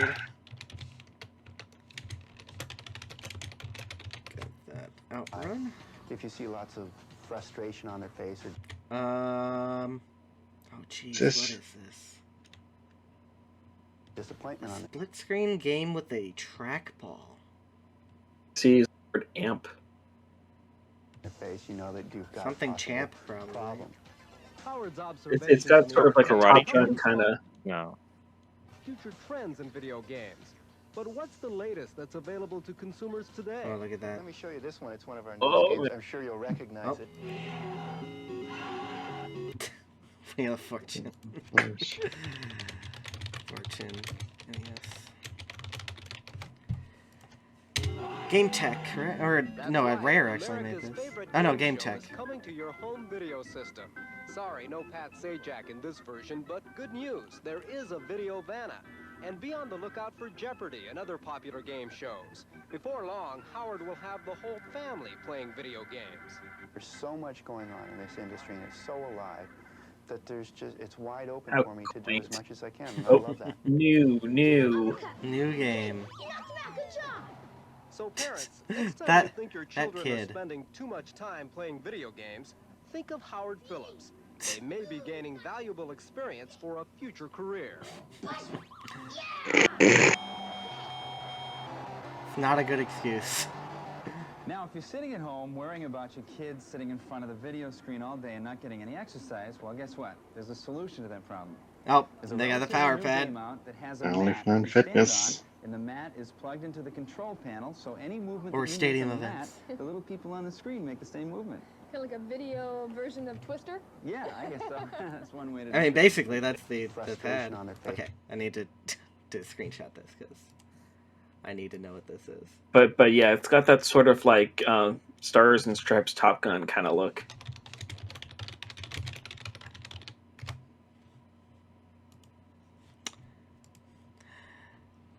Oh, Operation Wolf was the shooting game. That was really popular. So, yeah. A Capcom game, I think.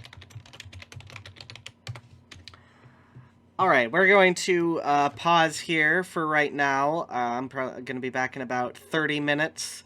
In the meantime, I'm just going to play some music in the background, but we will be back, and we will be continuing our trip down video game lane into the great unknown before us.